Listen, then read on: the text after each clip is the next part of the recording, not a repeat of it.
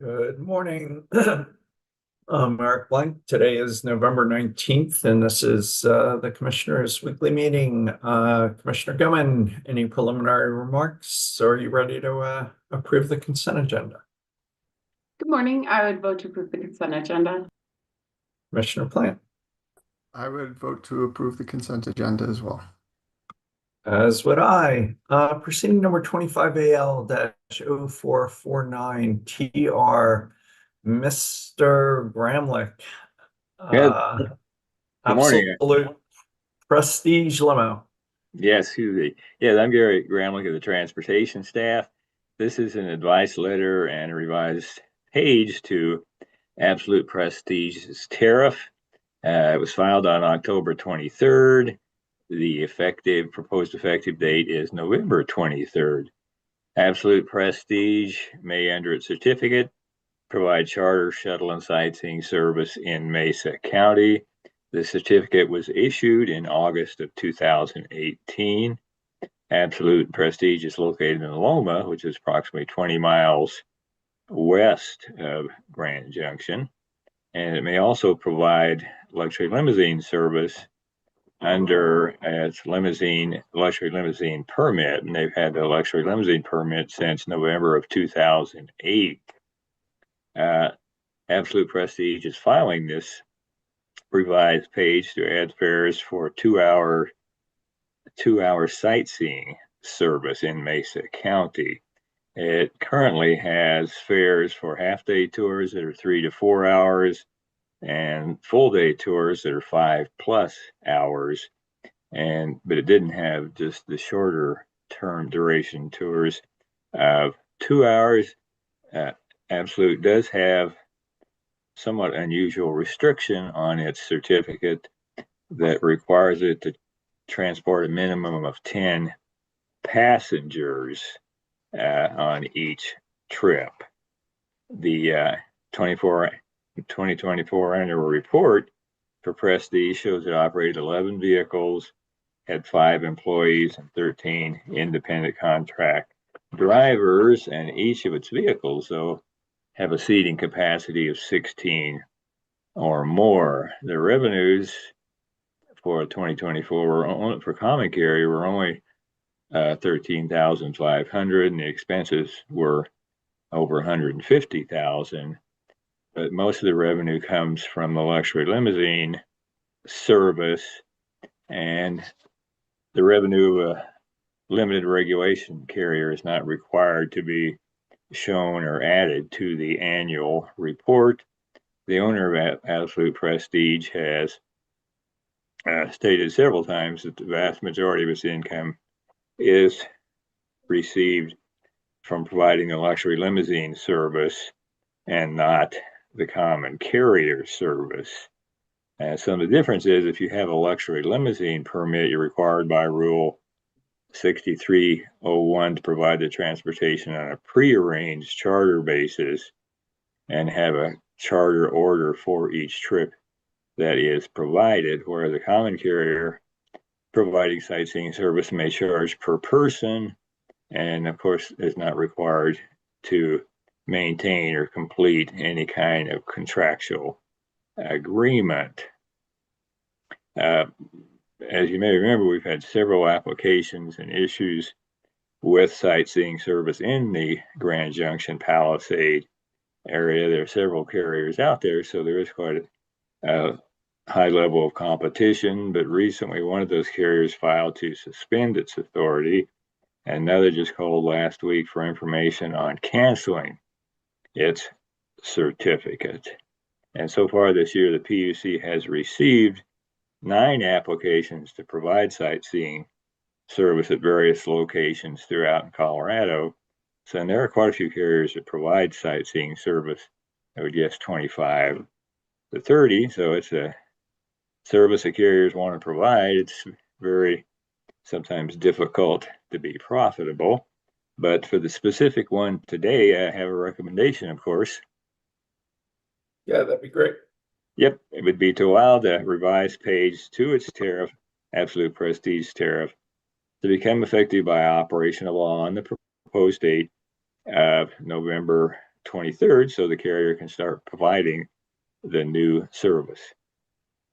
Commissioner Gilman, I agree. Commissioner Plant, I also agree. as do I. Thank you, Mr. Gramlich. Certainly. Proceeding number 25A-0317R, Denver Bridge crossing. Mr. Farrell. Yes, good morning, Commissioners. Alan Farrell with Rail Transit Safety Section here today for discussion on that proceeding, which I will now address.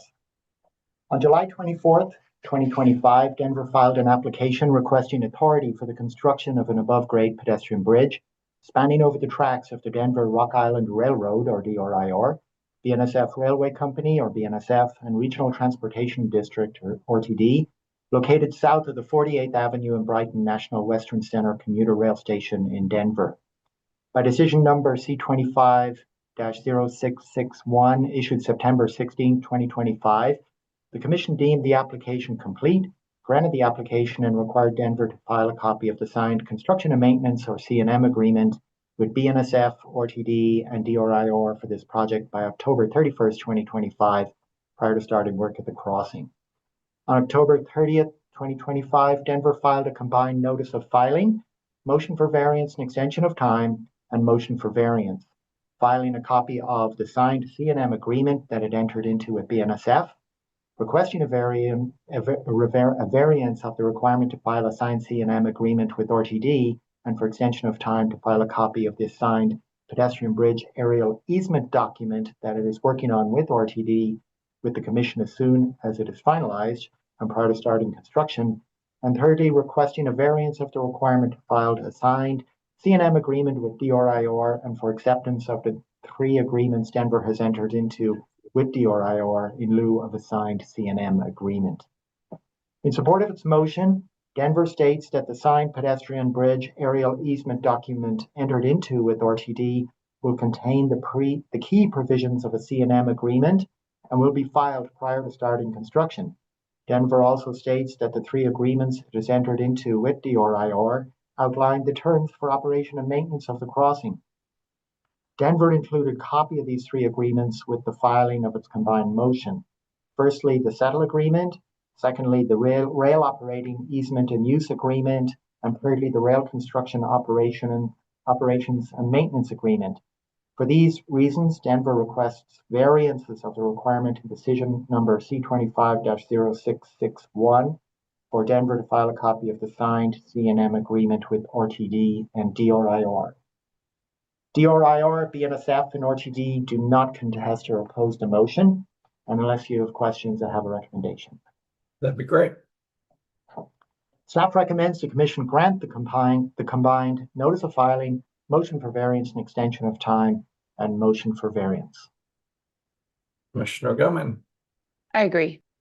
Commissioner Plant, I also agree. as do I, and that can be an ABC decision granting the item as you suggest. Thank you, sir. Thank you, Commissioners. Proceeding number 25A-0426T, emergency telephone service in La Plata. Ms. Sena, Ms. Kirkland. Good morning, Commissioners. Jolene Sena, Telecom Programs Section Staff. On October 10, 2025, the Emergency Telephone Service Association of La Plata County filed its application requesting an emergency telephone charge increase pursuant to 2911-1022C, which requires Commission approval for emergency telephone charge rates in excess of the threshold, which now is set at $2.12 per user per month for 2025, and then it's $2.17 per user per month for 2026. The requested increase is from $2.05 to $3.79. That's an 84.88% increase to go into effect February 1st, 2026. This is the applicant's first application. The applicant funds the Durango Emergency Communications Center and the Southern Ute Police Dispatch, which serves 5 law enforcement agencies, 4 fire departments, and other agencies like Animal Protection and Search and Rescue. Additional funds to be raised would amount to about $6,280,000 over the next 5 years and primarily be used for increased personnel and training expenses, technology upgrades, including the implementation of a real-time response center, integrating video, drone, and data feeds for real-time situational awareness capabilities, and capital expenditures for consoles, end-of-life replacements, and a backup center. There have been no interventions or public comments. Staff has reviewed the application and exhibits, including current financial reports and projected budgets, and conducted a financial analysis. Staff finds that the applicant will exhaust its funding in 2026 without an increase. With the increase, the applicant should be solvent through 2030. The test traditionally applied by staff in analysis of emergency telephone charge increases consists of whether the increase is necessary in order to fund the proposed expenses, whether the proposed expenses are allowable by statute for 911 funds, and whether the application is sufficiently documented. I can pause for questions or provide a recommendation. I think you've largely given your recommendation, but we'll take it and we'll make it formal. Yeah, staff concludes the application has met the requirements set forth in statute and rule, and that the necessity of the requested increase has been sufficiently documented, and recommends granting approval of the application. Commissioner Goodman, I agree. your plan. I agree. As do I, and that can be an ABC decision, deeming the application complete and granting it. Thank But you. I think you're not done, Miss Senna. I think we got a couple more. Routt County. On October 13, 2025, Routt County E911 Authority filed its application requesting an emergency telephone charge increase from $2.12 to $4 pursuant to 2911-1022C. That's an 88.68% increase to go into effect February 1st, 2026. It's Routt County's second application. In 2006, Routt County applied for an increase to $1.25.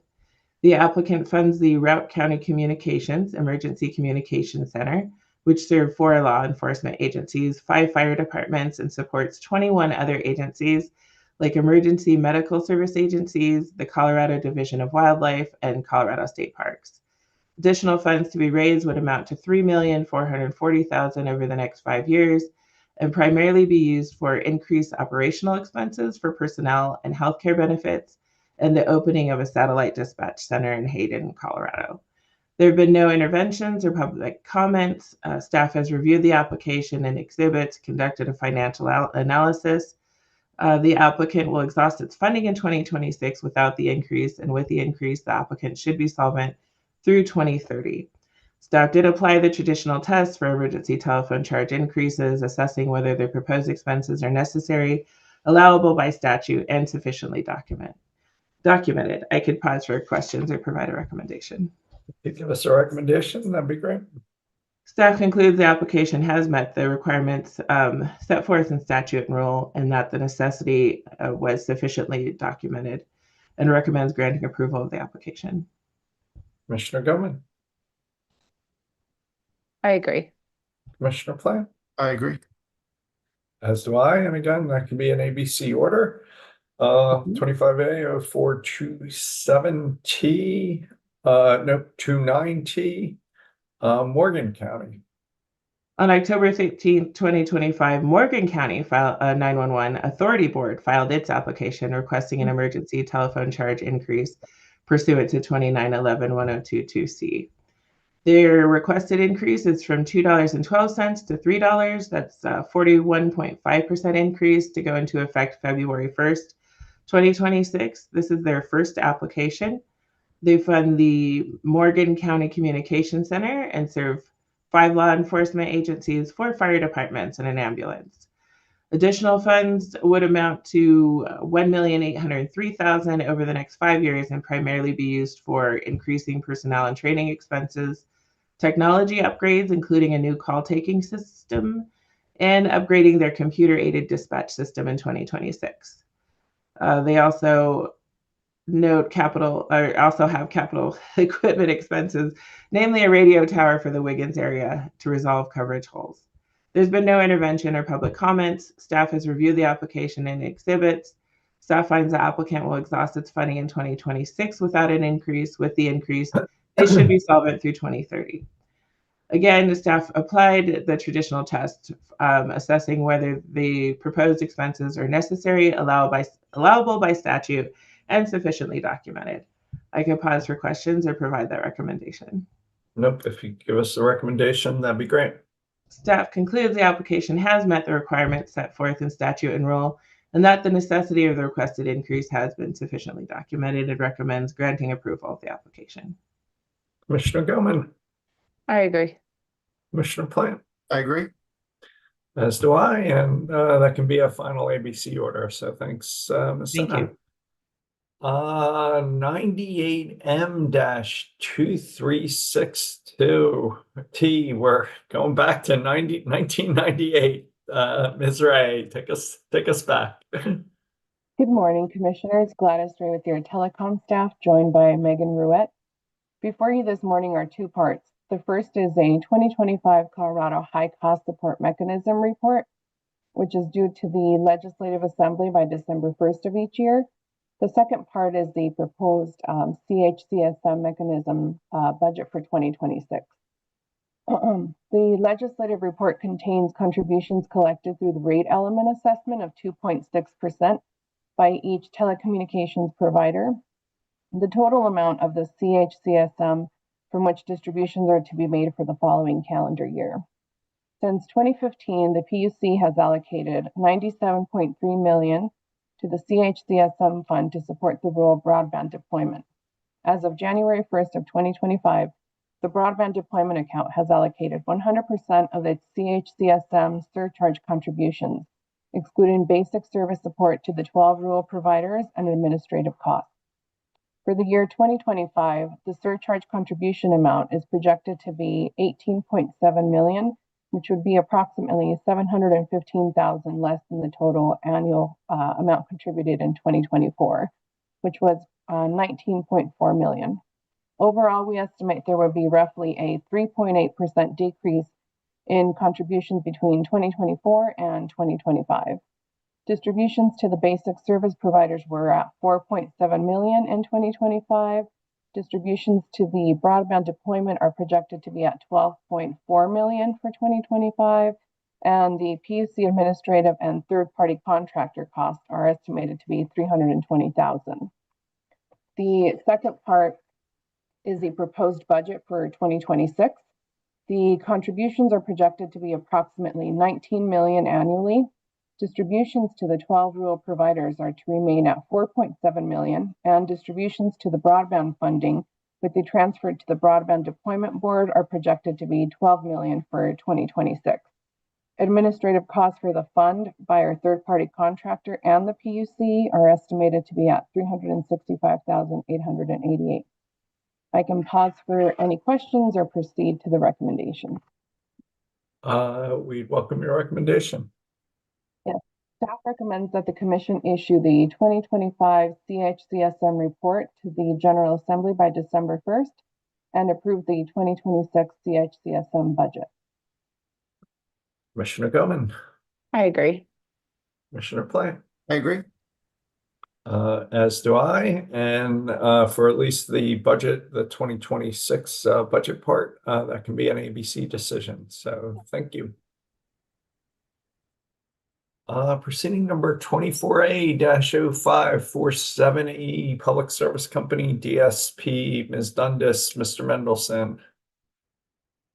Yes, good morning, Commissioners. I'm Mike Mendelson, joined by Ian Fetters and Lindsay Dundas this morning. We have a few cleanup items as it relates to the Public Service DSP AVPP. We'll start with logistics to expand the record to examine the GMAC eligibility performance metrics. The Commission voted a few weeks ago to extend the DSP proceeding in order to build a record to support evaluation of performance metrics for 2027 GMAC eligibility of non-capacity spending. Advisors distributed draft language that would require Public Service to make a proposal for performance metrics by February 1, 2026, given the various guidelines in the DSP decision thus far and specific prompts, including what is the specific calculation approach, what is the appropriate baseline for evaluation of performance improvement, historic year or national average, for example. Does the performance need to meet or exceed the baseline? if the performance needs to exceed the baseline by what percentage or numerical value, and how should the commission combine or weight the metrics to determine an overall GMAC eligibility. We also recommend that parties would have 30 days to comment after that February 1 filing, and Public Service would have 15 additional days to respond. So the question for your deliberation this morning is, do you agree with advisor recommendations on the logistics there in order to finalize the performance-based framework? Commissioner Gilman, Yeah, I think that works. Commissioner Play, I agree. as do I. Great. Thank you. The next item is the EADA insights for the next DSP. The Commission approved GMAC recovery of the EADA, the program to maintain distribution equipment inventory, and thus implicitly approved the EADA itself. However, the Commission placed no guardrails or expectations on EADA spending or tracking. Advisors note the record in this case is unclear as to how much inventory the company actually needs to maintain across its various equipment categories, given annual usage patterns and the delivery duration of that equipment. So what we suggest here is to provide an analysis when filing its next DSP. The company should indicate its 5-year historic and 5-year expected usage rates for major equipment types and the current and proposed stockpile levels created through the EADA. Commissioner Gilman, Yeah, thanks, Mr. Medicine. I think that makes sense. Commissioner Plant, I agree. as do I. Alrighty, thank you. The next item is related to investment prioritization toward IQDI communities. Staff notes that the company has been directed through both legislation and commission rules to prioritize DI communities within its DSP.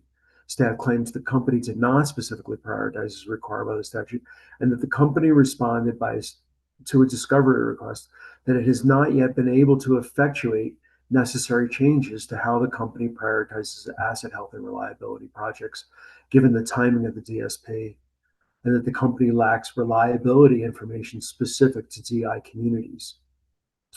Staff argues the Commission should take this into consideration when it evaluates whether the company strategically advances the goals of SB 24218.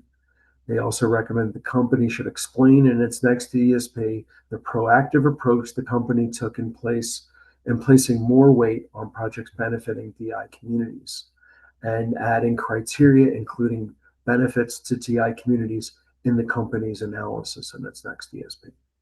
CEO suggested the Commission adopt a specific prioritization rubric focused on serving IQDI communities first while mitigating reliability issues, and then moving on to infrastructure that serves non-IQDI customers, first assets with emergent reliability issues, and then those without.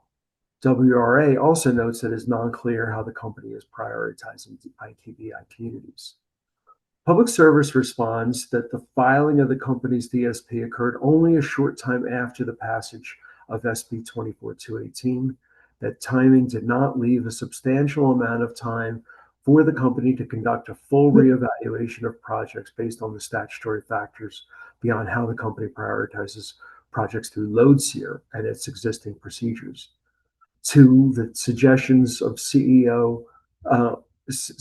CEO and staff to craft different and broader frameworks for its prioritization will only add complexity and reduce the flexibility the company has to address emergent needs across its system. And 3, that IQDI prioritization is not relevant to issues of cost recovery via the GMAC. The company also notes that 76% of the capacity budget proposed in this DSP would benefit DI communities. So the question here is, should the Commission take staff or CEO suggestions of prioritizations towards DI IQ communities? And we do have a recommendation here. Yeah, if you can give your recommendation, that'd be great. Thank you. Advisors would recommend the Commission find that the company find with the company that the prioritization framework suggested by CEO will reduce the company's ability to solve emergent reliability issues. The commission should also note that there is not necessarily a clear distinction between whether a distribution feeder or other asset serves an IQ-DI community, a non-DI-IQ community, or both.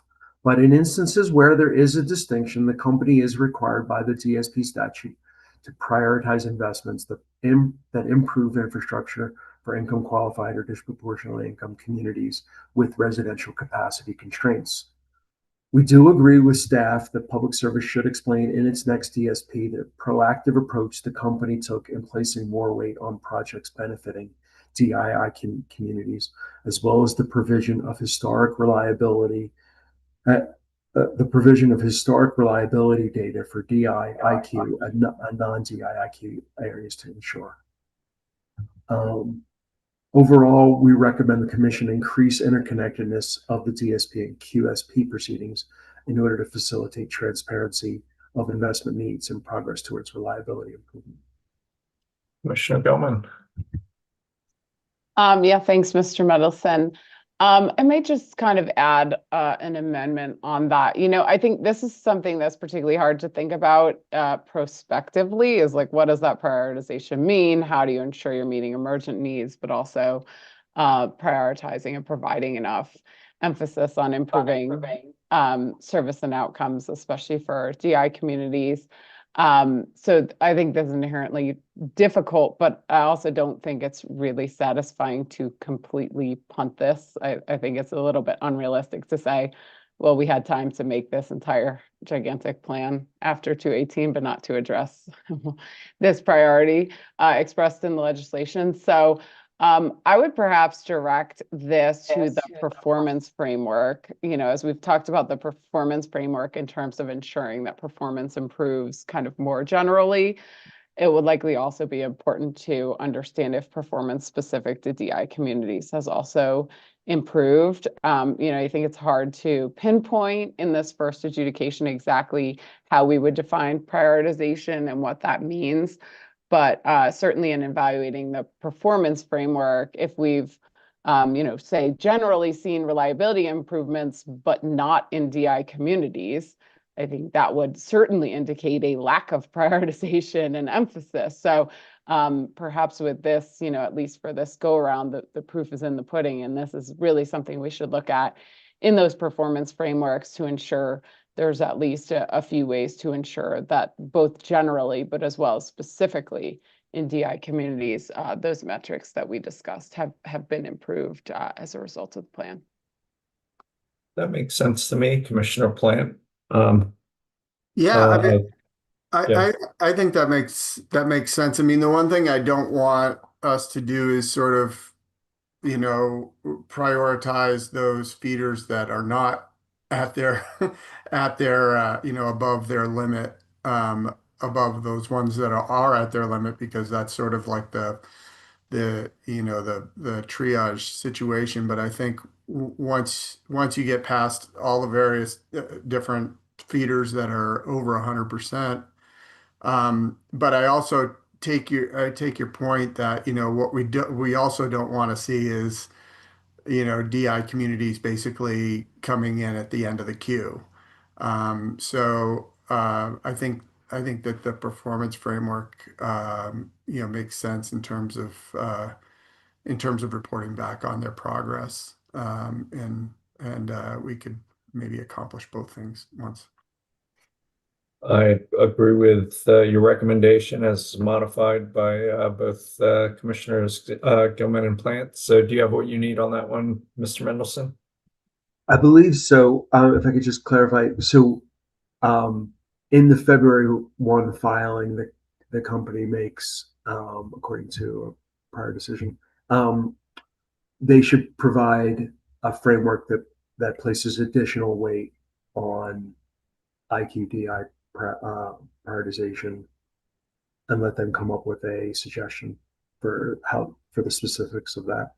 Yeah, I think generally, we've discussed at our prior meetings kind of some general or system-wide metrics that likely should be tracked, and just indicating there also should be specificity with regard to the outcomes for DI communities, so that we can understand if those are following the same trends, say if there's improvements or not. That would be an important consideration to understand if the prioritization has actually occurred. Yeah, I mean, I think that the thing that I like about your approach, Commissioner Gilman, is that we're not telling them how to how to prioritize these communities, but we're saying, at the end of the day, the performance needs to demonstrate that, that they're getting fair treatment here. So I like that approach. Me too. Keep going, Mr. Mendelson. Alrighty, so the next issue is coordination with local, regional, and government entities, state government entities. CEO argues the commission should require the company to increase coordination and collaboration with local, regional, and state government entities, specifically for DSP activities. Specifically, the company should track and provide information in its next DSP about projects being coordinated between public service and governments, with descriptions of projects, policy goals supported, and which feeders and substations are implicated, and by how much and by when. Boulder suggests the commission should require the company to consider local conditions on each feeder, including by meeting with local governments and considering local and comprehensive planning. Denver suggests the commission should direct the company to file annual reports on its engagements with local communities and governments. Denver explains that this report should include descriptions on specific local priorities and projects, collaborative initiatives, and a description of how the company is incorporating local information into its forecasting. Public Service responds that it regularly meets with municipalities and plans to continue and improve the collaborative exchange of information, particularly with respect to development plans and expected load growth. The company already considers local conditions in forecasting and planning to a significant extent, including by using municipal development plans as an input to the allocation of forecasted new load performed in LoadSeer.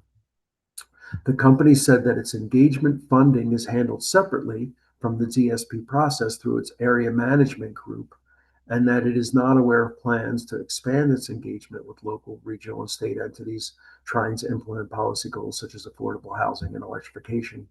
The company says, however, it is opposed to any strict requirement that each and every capacity project have a formal consultation process. So I'll pause here. The general question is, does the commission agree with CEO Boulder or Denver, who had slightly different recommendations, or require some combination of suggestions? And we kind of provided a suggestion here as well. Yeah, if you have a recommendation, that'd be great. All right. So advisors recommend the commission adopt CEO's position of requiring the company to track and provide info in its next DSP, indicating local and other government coordination, and listing which feeders and substations were impacted by such. We also recommend reiterating the local coordination is critical for planning purposes, and that we expect the DSP process overall to reduce energization timelines and facilitate faster evaluation and implementation for various facets of the development community. We would not recommend annual reporting as suggested by Denver.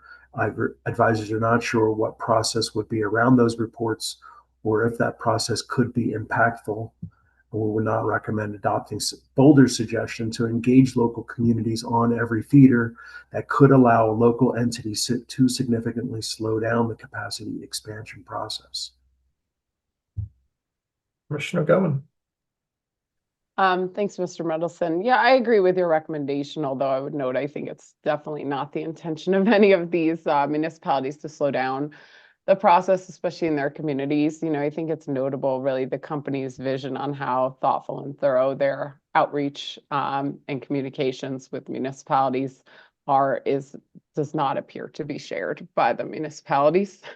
And so the extent to which this communication can improve, I think, will only aid us in right-sizing the system and ensuring that these decisions are made well aware of expected development and land use patterns, and expectations around building code implications, especially in these localized jurisdictions. So I think it's really crucial. At the same time, I don't want the cart to be too big for the horse here. I don't know the exact right solution in ordering this, but I think important to recognize that the municipalities have really expressed a concern and a need for a better coordination here that the company would be well served to take more seriously. I share Commissioner Gilman's concern and would like to see it expressed in the order, but Commissioner Plant, anything on the advisor recommendation or Commissioner Gilman's comments? I agree along with the comments that Commissioner Gilman made. Does that give you what you need, Mr. Mendelson? Yes, it does. Thank you. Incorporate that. The next issue is the customer outreach budget. CEO recommends the commission limit the company's proposed $6.8 million budget for stakeholder and community engagement and outreach to only the expenditures that directly enable compliance with the DSP statute. CEO admits that value is not entirely clear, but suggests no more than $2.18 million should be approved for the 2025 to 2029 period. CEO explains that amount is proposed by the company for educational outreach programs and support materials, and the education columns included in Table 33 of the DSP plan, and that includes funding for hosting workshops, community meetings, and public seminars, translation services, partnerships with local organizations, and community member compensation. CEO suggests over $10.85 million have already been proposed or approved for similar outreach and engagement efforts through other proceedings. CEO's arguments were made in its SOP, and Public Service did not specifically respond to that or have an opportunity to. I'll pause there or can provide a recommendation. Yeah, if you can give a recommendation, that'd be great. Alrighty. Advisors agree with CEO and recommend the commission only approve outreach investments specifically relevant to the DSP. This value should be limited to, at most, the educational outreach programs and engagement columns of Table 33 in the DSP plan for the years 2026 through 2028. Commissioner Gilman, I agree. Commissioner Plant, I agree. as do I. Alrighty, thank you. And then my last item for now is a revised cost benefit analysis. WRA argues the inclusion of electric system costs in the cost benefit analysis for non-pipeline alternatives currently acts as a barrier to the selection of these projects. SB 24218 requires qualifying retail utilities to upgrade the state's electrical distribution systems as needed and in time to affordably and reliably support the achievement of the state's BE and decarbonization goals.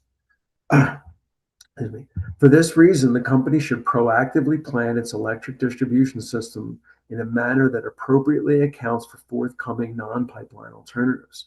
Accordingly, the Commission should consider revising the CBA processes through other proceedings such as the GIP in a manner that acknowledges the statutory directive for utilities to plan for beneficial electrification broadly.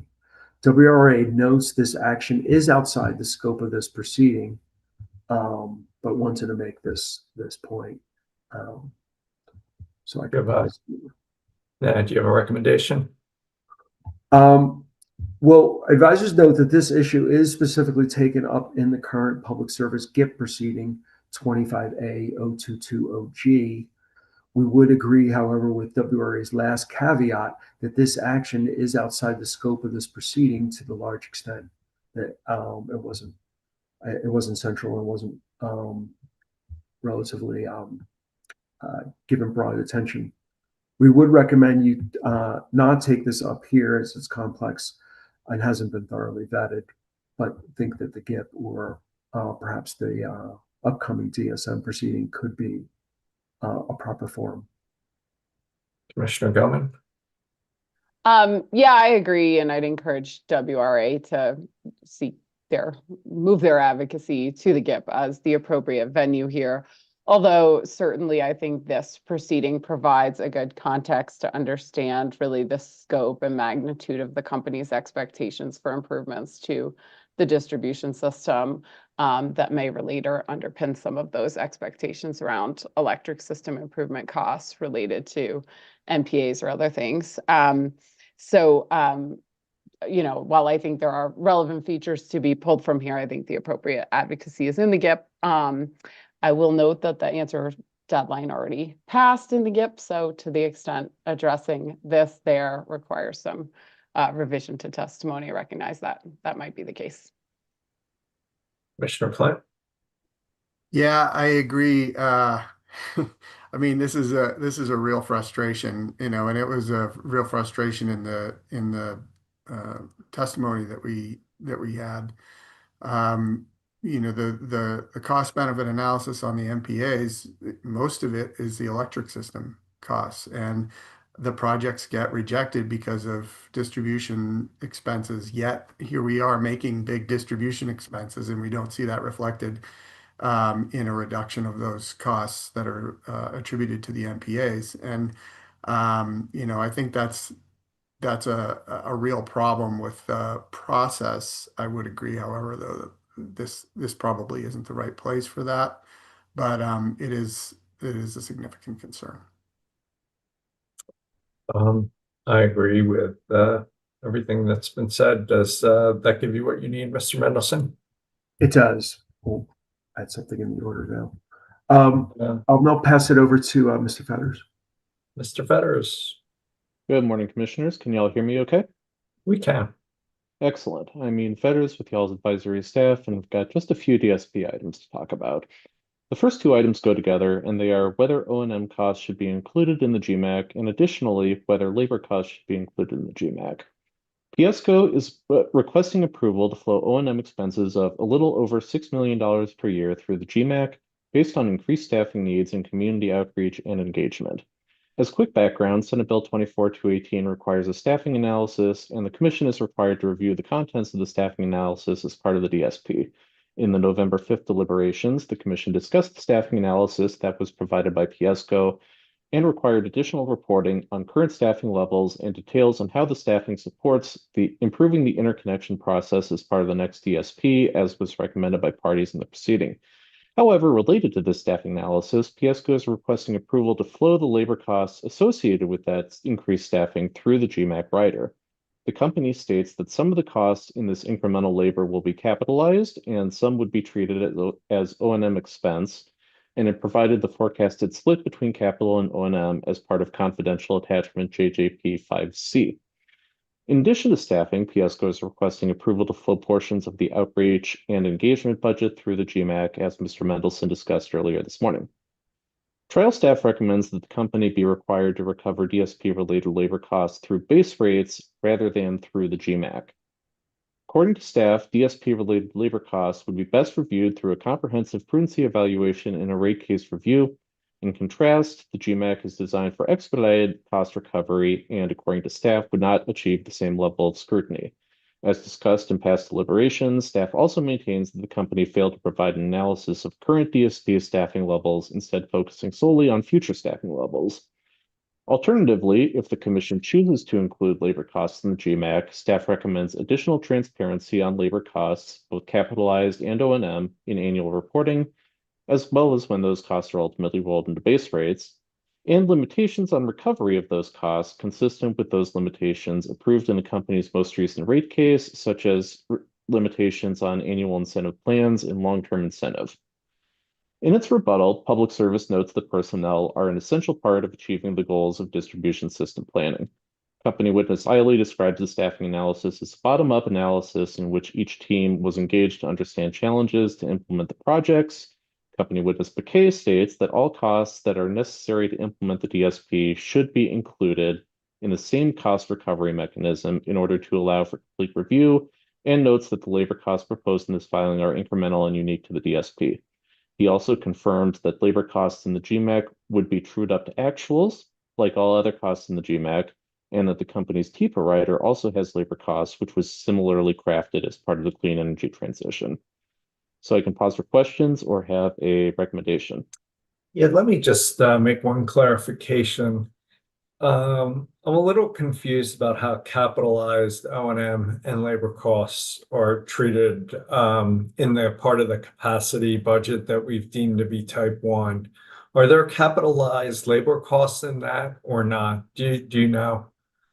I believe there are. So the capitalized, essentially, if say an engineer is working on a capacity project, then that would end up in the overall capital dollars for that project, and so would end up going into the capital side of the GMAC here. But if an engineer, say, is working on an asset health and reliability project, then it would not be, it would end up in the asset health and reliability dollars, and so would not be guaranteed recovery here, but would go through the performance-based framework to the extent to up to the cap that's been discussed. And O&M is never capitalized. Is that fair by definition? That's right. And most of the O&M we're talking about here is sort of more on the administrative side of things, stuff like interconnection application handling, program design, that kind of thing. Okay. And one last question. So the total amount at stake in this decision is 6 million, roughly $6 to $8 million a year, and 100% of that 6 to 8 million represents costs that are going to be expensed. Is that correct? That's right. And it would probably end up a little lower than that based on the outreach discussion that was had this morning, with some of that budget cut out. But yes, all of it would be expensed, and none of the O&M costs would be capitalized. Okay. So I guess with that understanding that it's 100% expense, which I'd like to say so in our order, and as long as it's capped at a not to exceed amount, no matter what they end up spending based on the spreadsheets they gave us, I guess I'm okay with that. But Commissioner Gilman, anywhere you'd like to go, or if you'd like to have a further recommendation by Mr. Fetters, that'd be fine too. So, I'll just add some thoughts, and certainly if Mr. Fetters needs to clean this up with some points of recommendation, that's fine. The other thing I would add, I don't have any real issues with your direction here, Chair, but the other thing I'd like to add is to clarify that this is subject to a true up in accordance with what I understand Bouquet's testimony to be within this proceeding. I certainly agree that personnel are an essential part of the ability to achieve these goals. And I think it's been disturbing to me in the past to see personnel cut in ways that seem to impact the ability to achieve these goals and customer experience. And so if we're including a certain amount of personnel here that the company is saying is really essential to achieving these goals, if that amount of personnel or that expense was not actually expended, that should be trued up in the annual filing with the appropriate carrying charge. The company should not be accelerating recovery of costs they did not actually spend on personnel just based on the forecast. And so that should be subject to a true up based on the personnel that was actually employed during that year, also subject to the cap that you discussed. and I guess one more friendly amendment. I'd agree with staff's alternative recommendation of additional transparency on labor costs in the DSP reporting, as well as with normal limitations approved in rate case on restrictions on AIP and LTI. So I assume, Commissioner Gilman, you support the additional reporting and transparency to help implement the TRUA. I do. Commissioner Plain? Yeah, I agree with your recommendations. Mr. Fetters, did I do okay? Or do you need to clean it up? I think we're good. So the O&M would, and labor would flow through the GMAC, capped at the level that has been presented up to this point, with the understanding that none of the O&M presented here would be capitalized. Or And the labor. the labor that has been Any labor that flows through this additional amount that's over and above what we've already approved as type 1 would also have to be expensed. okay. And then emphasizing the true up component that has been described in testimony. With the reporting requirements recommended by staff. Yes. Okie dokie. My next item is when the annual report and true up filing should be made. At previous deliberations, the timing of the annual report filing was largely discussed in the context of potentially getting additional information in that same filing on performance-based framework and metrics. However, over the course of the deliberations, the timeline of the notice and comment process to flesh out the performance-based framework, as discussed earlier this morning, has largely been separated from this annual reporting process. The company proposed that the annual filing would be made on April 1st. In response, trial staff recommended that the filing instead be made on June 1st, largely to support the filing of additional information on the following year's GMAC. And I can pause for discussion or have a recommendation on this one. I think we'd welcome your recommendation. Advisors recommend that the annual report and true-up filing be made on April 1st as proposed by the company. This would allow for more time for overall review of the historical information and true-up calculations leading into the November 1st advice letter filing.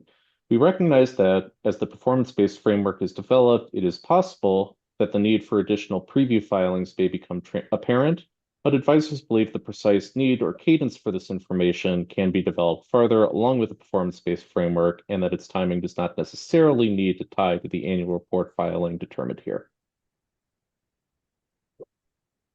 Commissioner Gumman, I agree. Commissioner Plant, I agree. as do I. Thank you, commissioners. I'll now turn it back to Mr. Mendelson for another decision point and then a little bit of cleanup. Mr. Mendelson. All righty, thank you. All right, so there's two final pieces here related to whether the commission wants to schedule a technical conference to review the GMAC calculation and whether the commission wants the company to refile the GMAC tariff in a manner consistent with your oral deliberations and also have that available to review at a technical conference. As a little bit of background, the commission ordered Public Service to file a GMAC calculation via interim decision C250799I. Public Service filed an executable spreadsheet in response to that on November 10th. Separately, the draft GMAC tariff was filed with the DSP as Hearing Exhibit 107, Attachment JJP1. It was also inserted into Tariff Proceeding 25AL 0464E, which is happening on a parallel basis. Advisors note that the spreadsheet response to the commissioner's recent order lacks certain transparency we were hoping to see, and that the commission made some minor changes here that could alter the GMAC calculation. We also note that the draft GMAC tariff is non-consistent with the commission's deliberations thus far. Therefore, if desired, the commission could require a technical conference to review the final 2026 GMAC calculation and the GMAC tariff. What we recommend is for the company to resubmit the spreadsheets based on the deliberations today, if relevant to the 2026 GMAC calculation, and to refile the redrafted tariff sheets, but with 2026 rates tied exclusively to the amounts in the updated spreadsheet, and to provide the standard bill impacts that go along with those 2026 GMAC rates. And that would be reviewable. That would be submitted early December, perhaps December 1 at noon, and that the commission schedule a technical conference to review both of those items later that week. I have currently held a placeholder for December 4th at 10 o'clock, but I believe Commissioner Plant has a possible conflict. We would need about an hour, but should probably schedule about 90 minutes just in case.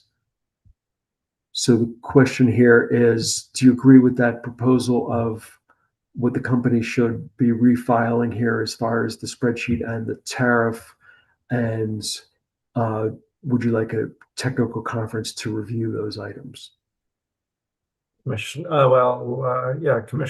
Gilman on the technical conference. What do you think? Yeah, I agree with both of those items. Mr. Mendelson and I would be fine with the technical conference on the 4th, but happy to discuss options if that doesn't work for Commissioner Plant. Commissioner Plant? Yeah, I agree. I might have limited access, but I can always phone in and listen, or check back after the fact and see the video. I don't want to mess up possibility. I could definitely participate, I believe, if it was 11, but I don't know how that works with everybody else's schedule. But I'm willing to be flexible and work Yeah, on it. I mean, I'm now looking at my calendar. I may have problems that morning. Also, Mr. Mendelson. So let's All agree right. we're going to schedule a technical conference, but maybe we can come up with a different set of dates offline and get something scheduled around that. Would it be possible? I don't know what your schedule looks like after the Wednesday meeting. That would be best for me. That would work out for me too. Oh, but Commissioner Gilman, that may not work for you Yeah. on the Wednesday. Yeah, I can do it on the 3rd when we're done. Okay. All right, so let's do it right after, well, let's say, I don't know what our schedule's gonna look like. You want to just say 11 on December 3rd? 11 on December 3rd. Okay. And will that give you, so if we're requiring a December 1 refiling of those documents, that'll give you about 2 days to review that. Yeah, and I just have one more comment on this. I just want to be clear that there's an absolute not to exceed cap on GMAC cost recovery at the amounts shown on the revenue requirement with O&M spreadsheet, on the O&M spreadsheet for 2026 to 2028, no matter what the company actually spends. And I'd also ask that the 2029 columns be removed and clarify that we're not endorsing or creating any expectation of GMAC recovery at those 2029 levels or anything close to it. So just two brief comments on that. Alrighty. I just want to make sure the other commissioners are okay with Yeah. those Yeah. adjustments. I just have a Commissioner. question. Is that Mr. Mendelson, with regard to the spreadsheet discussing, is that showing only GMAC expenses or DSP like more generally in terms of revenue requirement? Well, we could ask for all DSP expenses but to show how just the GMAC eligible expenses are flowing out of that and into the GMAC, if that would be helpful. No, I guess just to point out, like the spending for the DSP at large is larger than for the GMAC specifically. So just wanted to like point out what's being approved here, what's not, what should be shown. Those are not necessarily identical in terms of timing or magnitude. Right.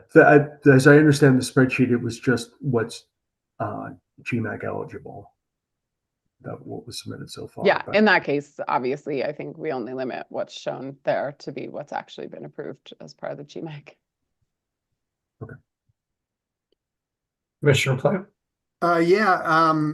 Mr. Mendelson, I had one other issue I wanted to run back to. I don't know if today's the right, or right now is right.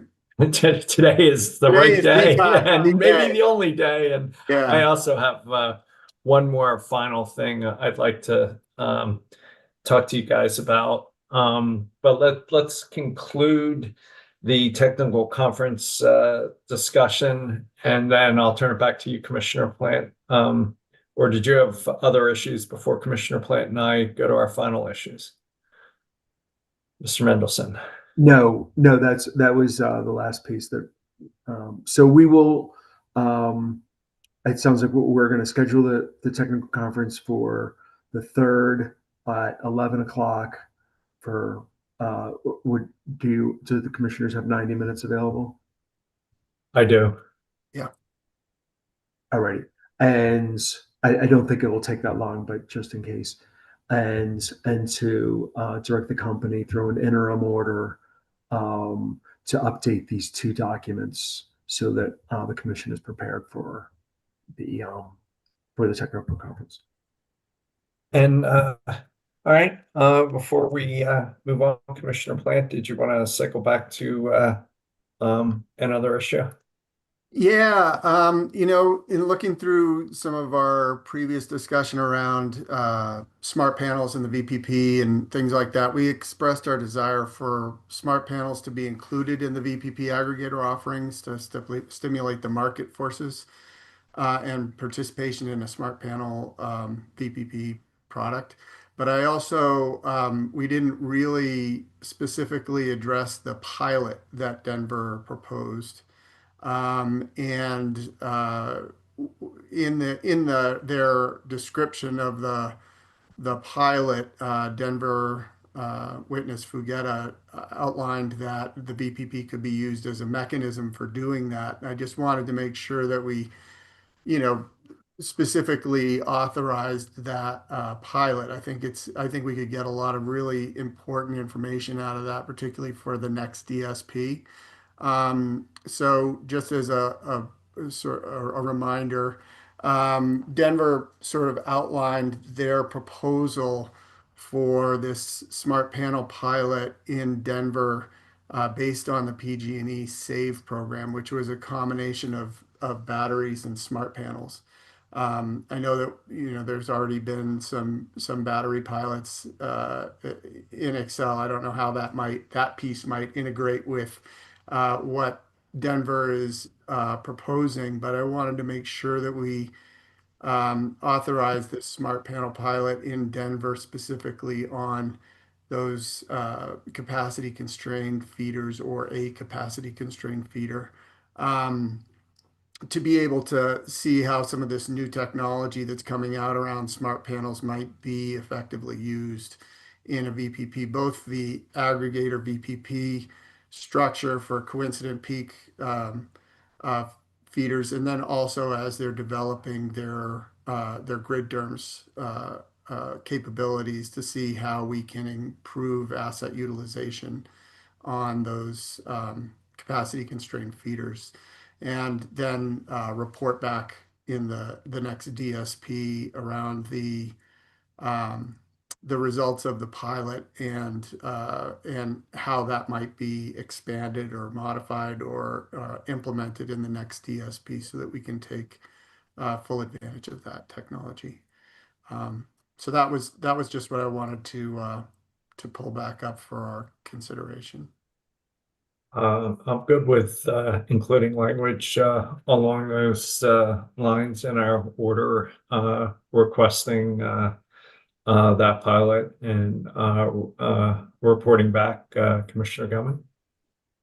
Yeah, so Commissioner Plant, just so I understand, it's basically taking the pilot concept, but further clarifying that the expected deployment or implementation would be through the VPP model rather than say directly through the utility. Is that like a fair following? Yeah, exactly. And witness Fugetta outlined sort of how he thought that might work in his answer testimony on, I think it was page 25 or 26 around there. Okay. Yeah, I'm good with that in concept. And then just a quick, to make sure I'm on the right page, is it our understanding that VPPs, especially in the early years of implementation, when this pilot would be active, will be receiving kind of signals and information, allowing them to respond to constraints on the local system in addition to just the bulk system? Because that's kind of the determining factor on if you actually see any usefulness here is the VPP would have to be receiving messages about local system constraints rather than just the bulk system. So is that your understanding of how deployment will work, including in these early years? And apologies if I should know this, but there's a lot. Yeah, no, yeah, exactly. I think that there's going to be, I think, applications with the aggregator DERMS, which is more of a grid-based peak dispatch system. But as we implement grid derms, precisely to that issue that you're identifying, local, those local constraints that maybe aren't necessarily coincident peak with the bulk system, but would address capacity issues on the local system could be addressed through the grid derms that I think the company is planning on beginning to test out and deploy in a limited way next year. That's one of the reasons I think this could be really informative for the next TSP, because I think at that point we'll be really fully implementing that grid derms and seeing how smart panels can integrate in that grid derm system would be really effective, particularly around total distribution system asset utilization. So that's part of the big learning from that. Okay. Yeah, no, makes sense to me. Like, obviously, part of the solution and one we should better understand. It just seems like that coordination between what the utility is prepared to kind of signal and provide to the VPPs has to be really coordinated with what the efforts are on the ground. Otherwise, you got some of this infrastructure or some of these measures out there, and they are not being fully exercised, if the implementation is not kind of coordinated better to ensure that the right events are triggering, the actions, et cetera. So I think all of that's obvious, but I never like to assume. So, okay, but otherwise, yeah, Mr. Greenberg. Hi, Dan Greenberg of your advisory staff. I just wanted to ask for a couple of clarifications here quickly. So what I'm hearing is that actually we haven't heard from the chair yet, but at least Commissioner Plant, Commissioner Gilman, you would like to have the company provide a pilot to field smart panels. So I want to ask kind of when you would like to have the company come forward with a pilot, and perhaps suggest that you specify that the company would work with the city of Denver and other interested stakeholders in developing, kind of the parameters of that pilot, just for your consideration. Yeah, I thought I heard more of a third-party approach, but Commissioner Plant, anywhere you'd want to go? Yeah, I agree with that, Mr. Greenberg. I think basically the implementation, ideally is going to be third party through the VPP program, but there would need to be a real focused effort on a specific feeder that may involve, ways of trying to get that capacity capability on that in that specific location for the purpose. I apologize. I misinterpreted you. I am glad that you brought this up, because I do think it was a hole and I take responsibility for not raising this myself. But it was pointed out to me actually by Mr. Mendelson that it may be difficult for developers to the timing might be challenging for VPP developers. Just for your consideration, if the panels aren't already in place, that means they have to, recruit willing customers on an affected feeder, and put those install those panels, and that could create a timing issue. I just want to suggest that for your consideration. And then an alternative might be to ask the utility to incorporate smart panels, perhaps through a rebate, perhaps on affected feeders. Those panels then would be subsequently available for a VPP developer. Just that's an alternative you might consider. Yeah, I mean, I'd like to, leave some flexibility on how they do this and how they get the necessary participants involved. There may be actually aggregators that are focused on smart panels. I think it's a relatively new technology. I'm not sure exactly how it's being done in the PG&E SAVE program that they reference.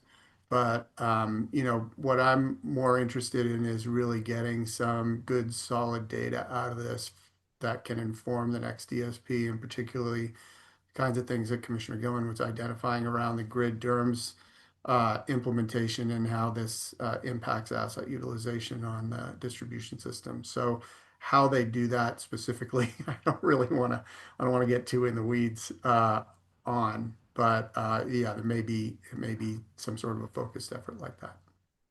All right. Well, I support all this, and I'm thinking we'll try and get some exact language on in the TBC process. But does this give you what you need, Commissioner Plant? Yes. I don't know if it gives Mr. Greenberg what he needs. Well, to the extent it doesn't, maybe we'll take it up on the TBC process. Does that make sense, Mr. Greenberg? It does. Thank you.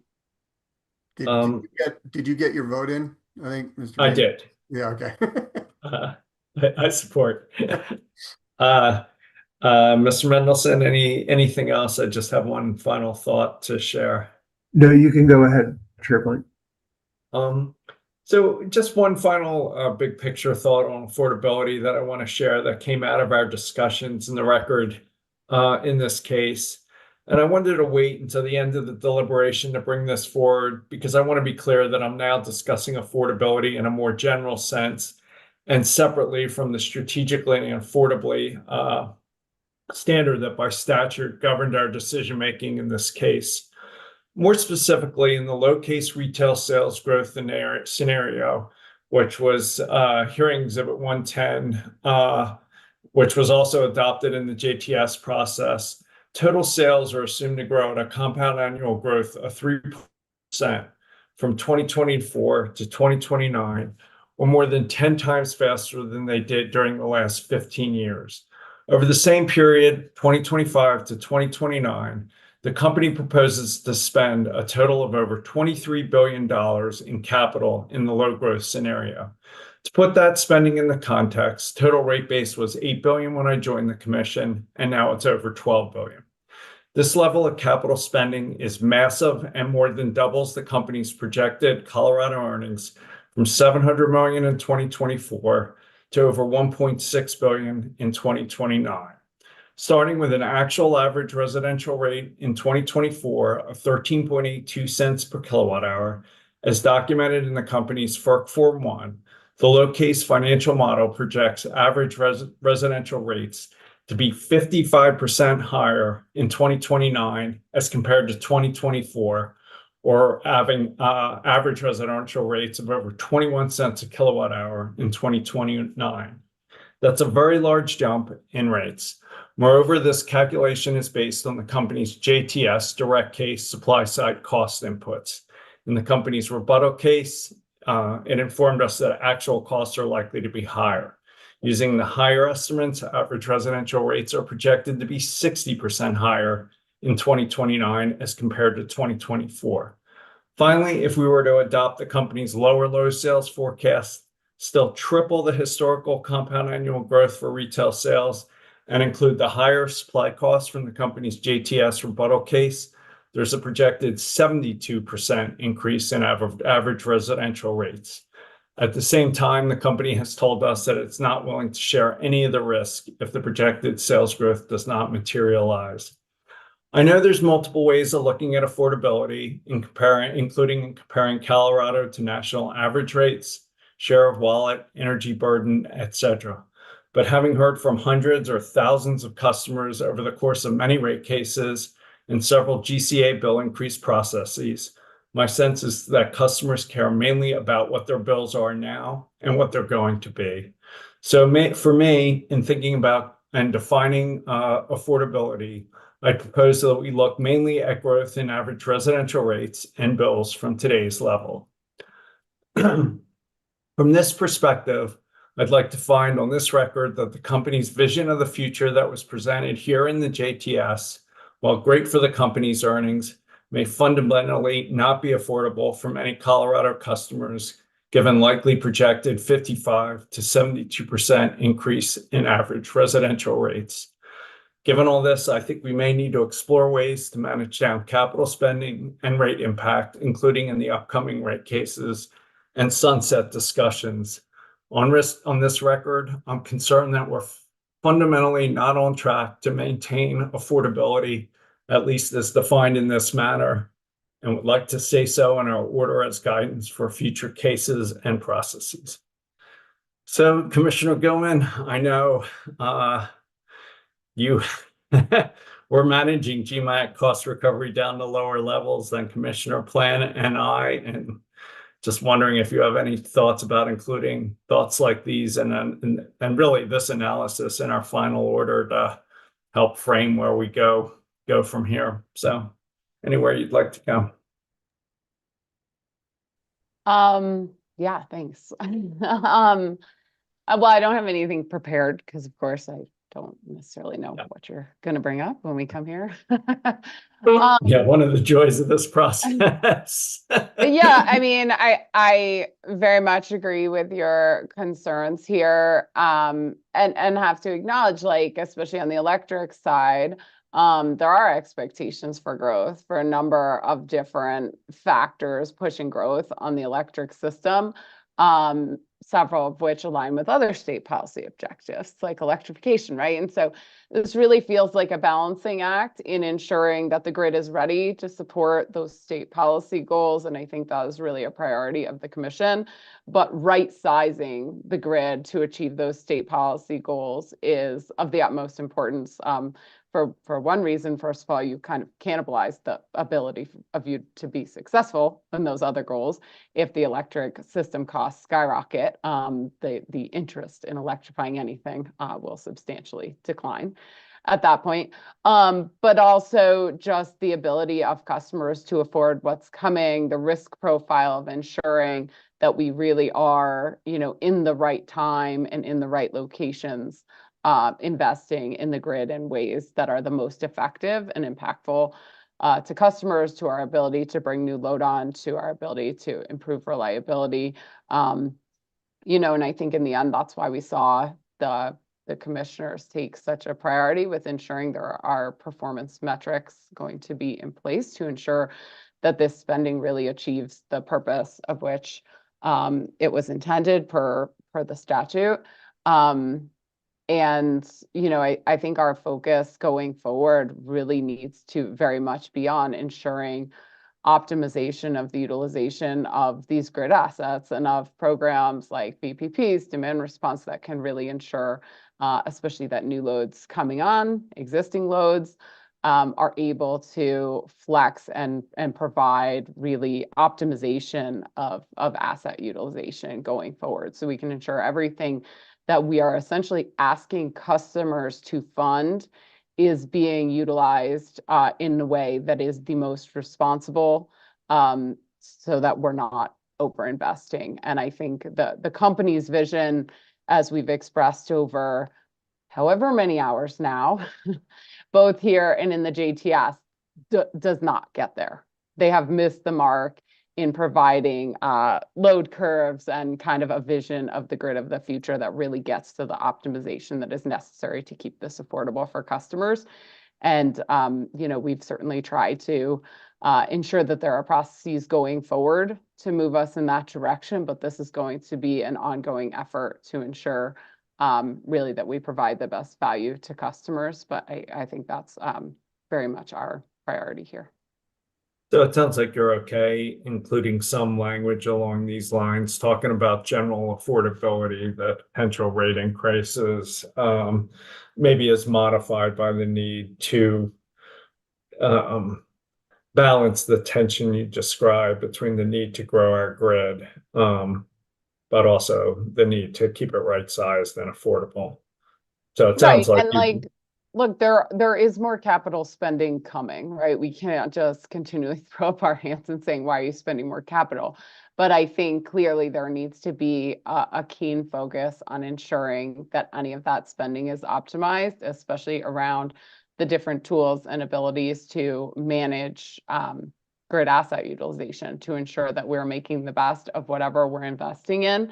And to the extent we have not really seen that vision rise to the occasion from the company, at this point, that's going to take a lot more input from parties from this commission to ensure that we get there, unless or until we see the company come to a vision that really looks to embrace that optimization that we desire. Commissioner Plant, anywhere you'd like to go?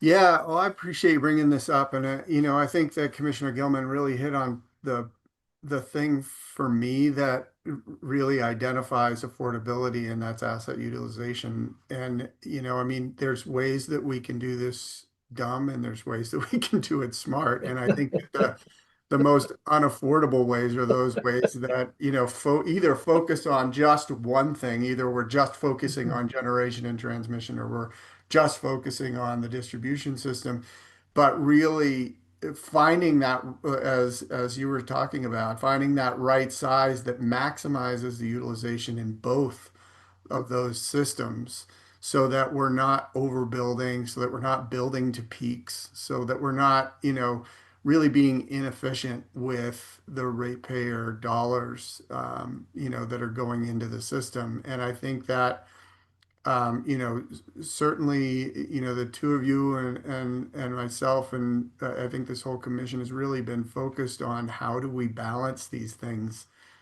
so that we build a system that is capable of meeting the needs of the future, but not in a way that is not intelligent, and that really, maximizes the ratepayer dollar.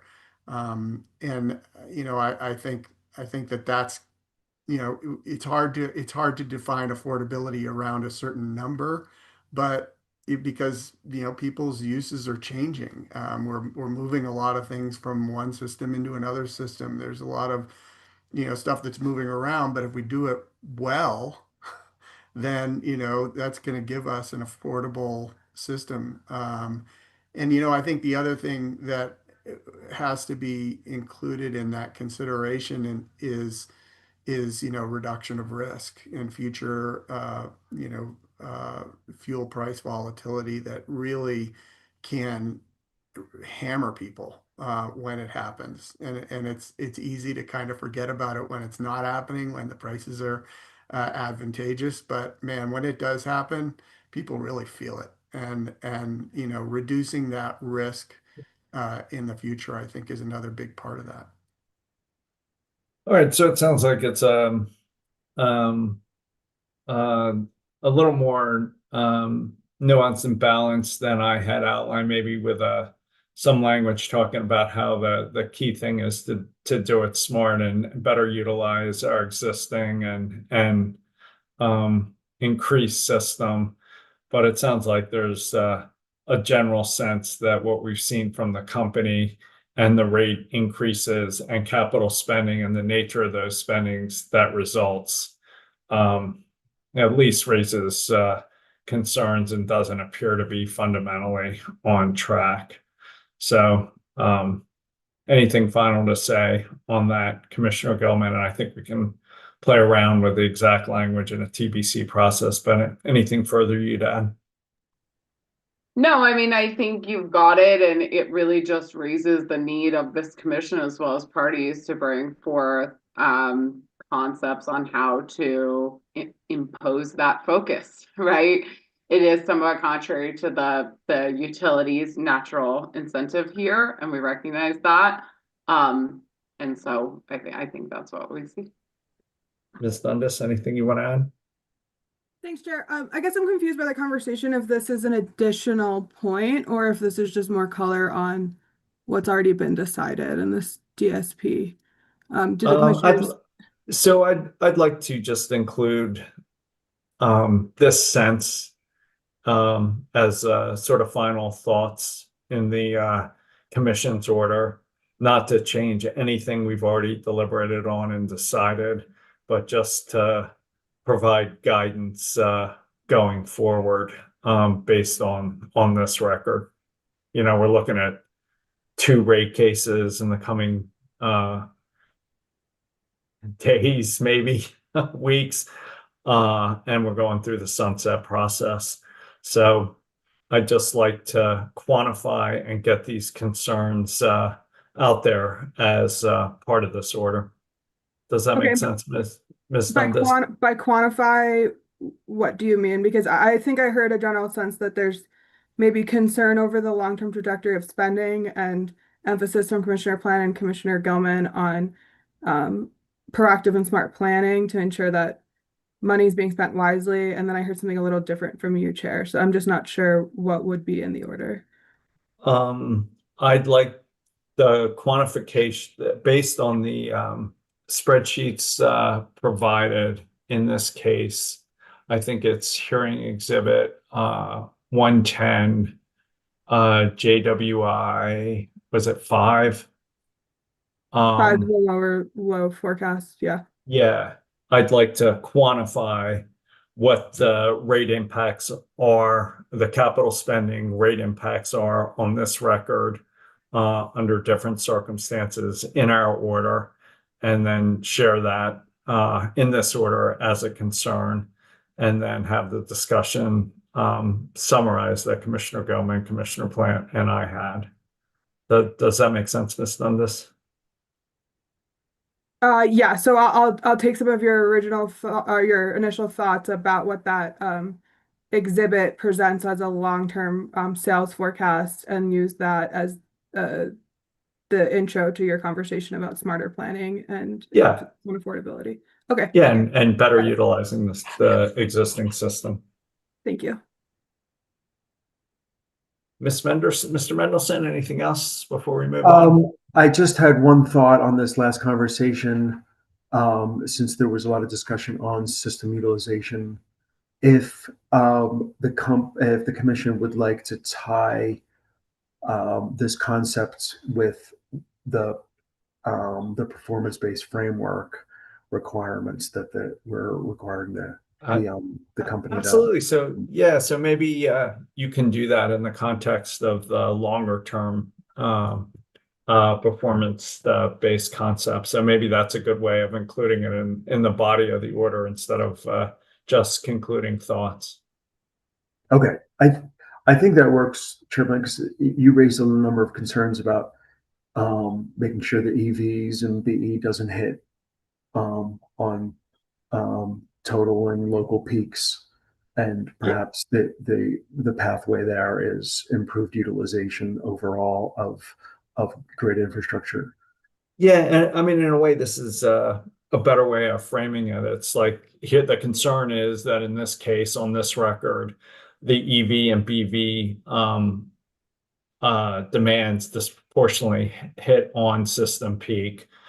The end result of that is very large capital expenditures as quantified in hearing exhibit 110 attachment JWI 5. And then that leads to significant potential rate increases that can chill electrification because prices are high. It creates affordability concerns. Therefore, we need to see the company better utilize the system going forward. So I think you could do this in the context of a, maybe a more expanded version than what we discussed previously. So that would work for me. Okay, and if I could just get a quick comment from Commissioners Plant and Gilman on that. Commissioner Gilman? Yeah, I think that works. Commissioner Plant? I agree. All right. Does that give you what you need? It sounds like the order is well underway and may start the TBC process in the coming days, maybe next week, Mr. Mendelson. We're hopeful. But yes, we're on schedule for that. And thanks again to you and the team and the parties for getting us this far. Appreciate you. Yeah, thank you very much. 25A-004 Public Service Company Mountain Energy Project. Mr. Reitz and Commissioner Gilman, I think you're going to get us started, sir. Yep. Good morning, Commissioners. Bill Reitz of your Research and Emerging Issues staff, noticed as advisory staff for this proceeding and joined by AAG Sarah. During last week's Commissioner Weekly meeting, Commissioner Gilman, in her capacity as hearing commissioner, fully presented a draft initial commission decision. Cognizant of today's packed CWM agenda, I will not provide a full summary of the procedural history included in that draft. You're welcome. Before you today are two decision points. First, should the commission modify the initial commission decision to include a $3,500 hookup fee in Public Service Company of Colorado's Eastern Mountain Gas System, as proposed by Chair Blank last week.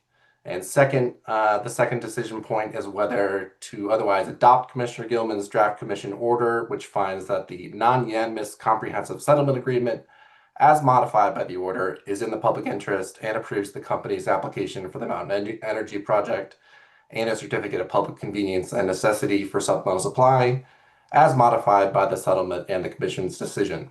I'll turn it over to you all for discussion and a vote on these two decision points, and happy to answer any questions you may have. So I guess, Commissioner Gilman, I outlined my concerns last week, and I'll follow Mr. Ritz's lead and not repeat it, other than just add one thing, which is I'm happy to try and implement something like this and even modify it in the context of the rate case, when we could also look at broader hookup fees. But I feel like we've been dealing with this through 2 rate cases already, and I'm sort of ready to start pushing this as much as we reasonably can, but really curious to hear what you think. So go ahead. Yeah, thanks. Yeah, I mean, look, I certainly think the record and the information within the Mountain Energy proceeding really pushes the urgency of identifying and understanding this issue, especially around, in some cases, very significant capacity costs to serve certain areas of the system. I don't find the record here to support really any given amount, especially $3,500 of hookup fee in that specific area. Yet, as I mentioned last week, I think you and I very much agree on the problem, and to some degree, I agree on what direction we would like to see explored in that rate case to better understand the next steps here. I just disagree that we really have the support in this record to institute a hookup fee specific to just one project in terms of moving to unsocialize that cost.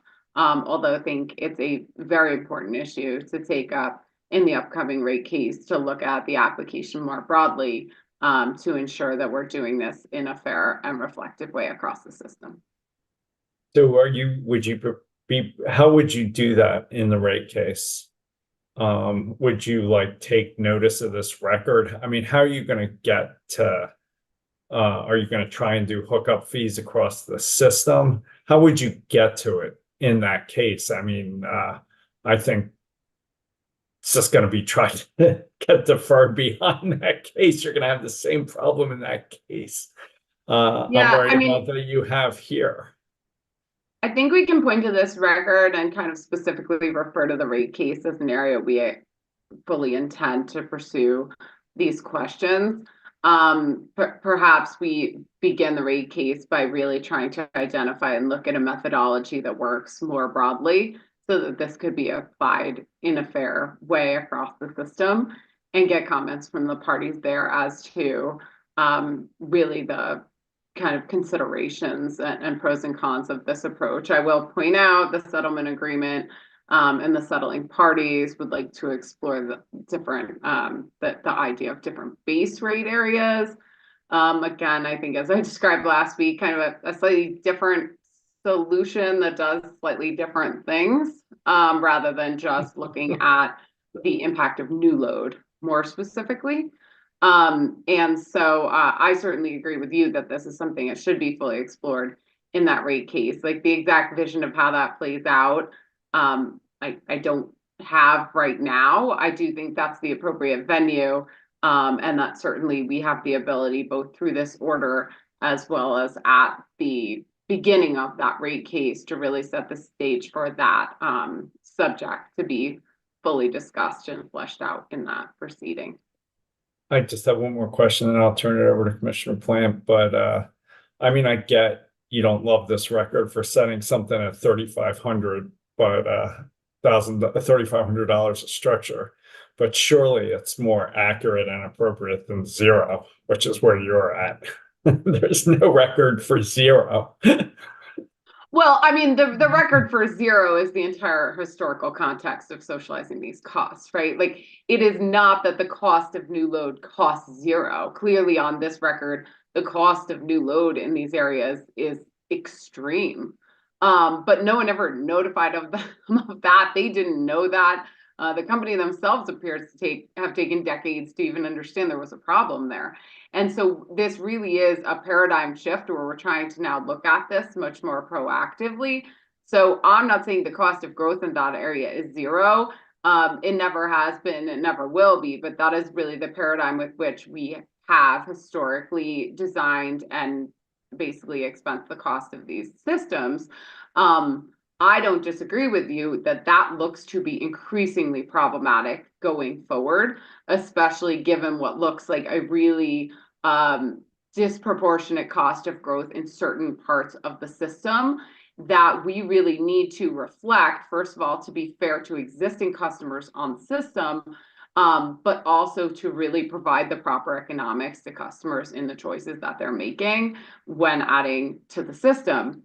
What I disagree with is that it is only a one project problem. I think if we're going to look at now taking a tactic of unsocializing the cost of new load, especially in a locational sense on the system, I think that's something that needs to be applied fairly across the system.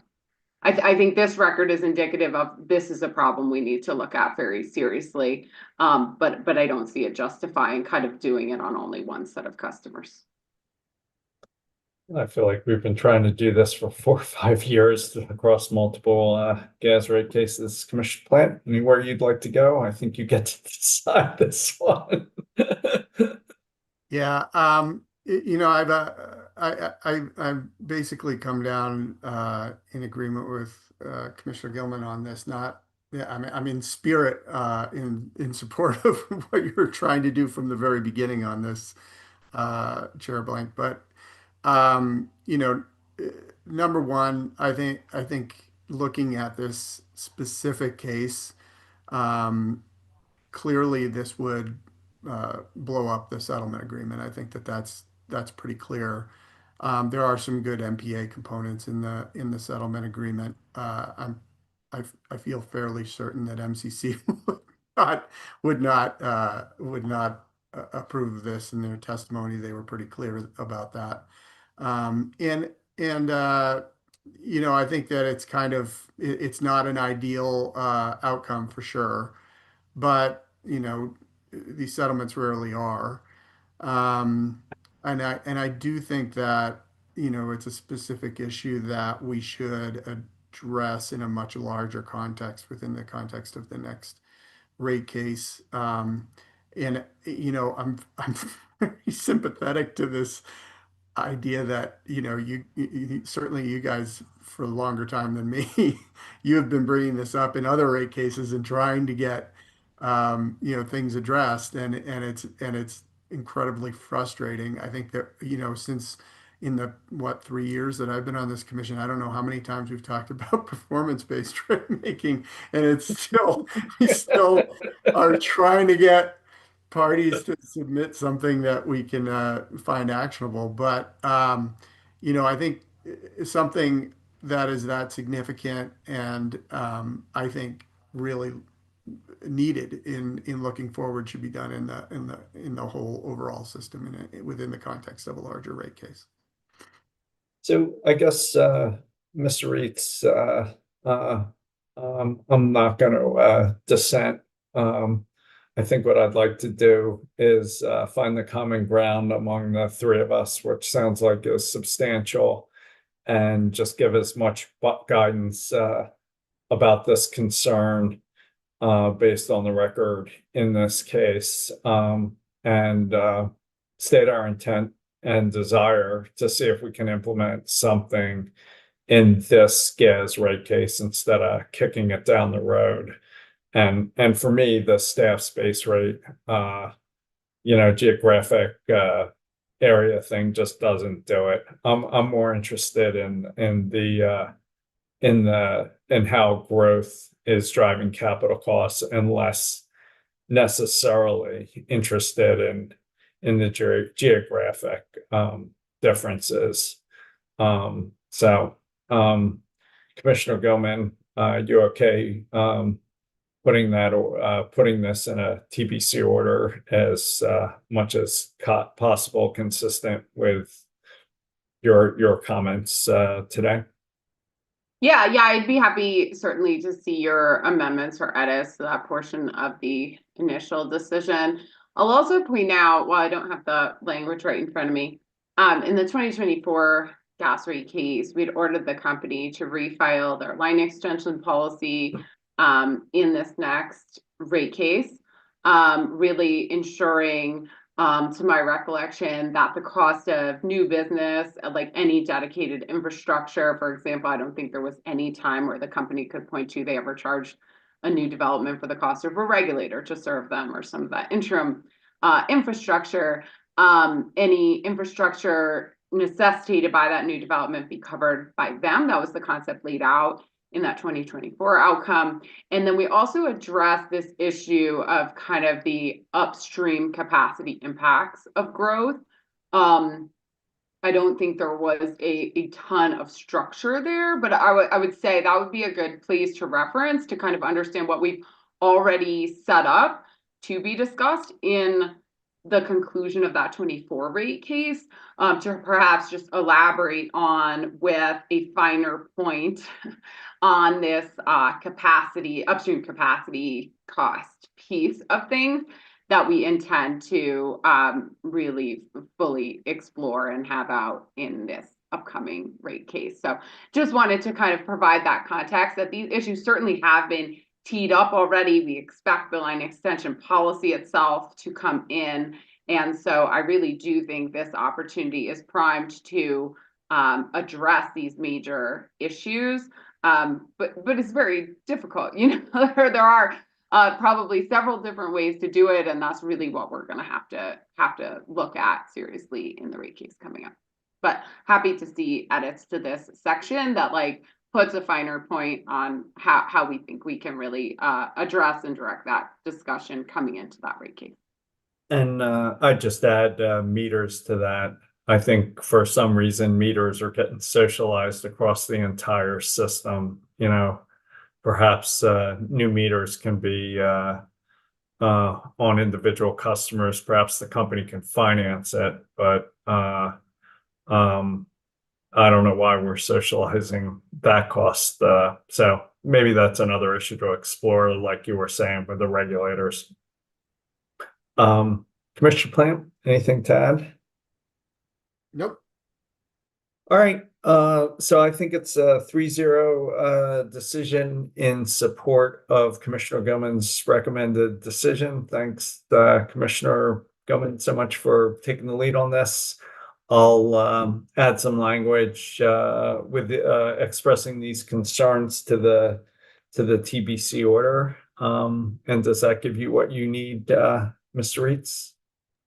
I believe so. Thank you. Commissioner Gilman, anything else? I take it there's no other concerns or questions. Happy to entertain any questions about other parts of the decision, or Mr. Reitz can. The only other thing I wanted to point out, if there are, certainly happy to take those.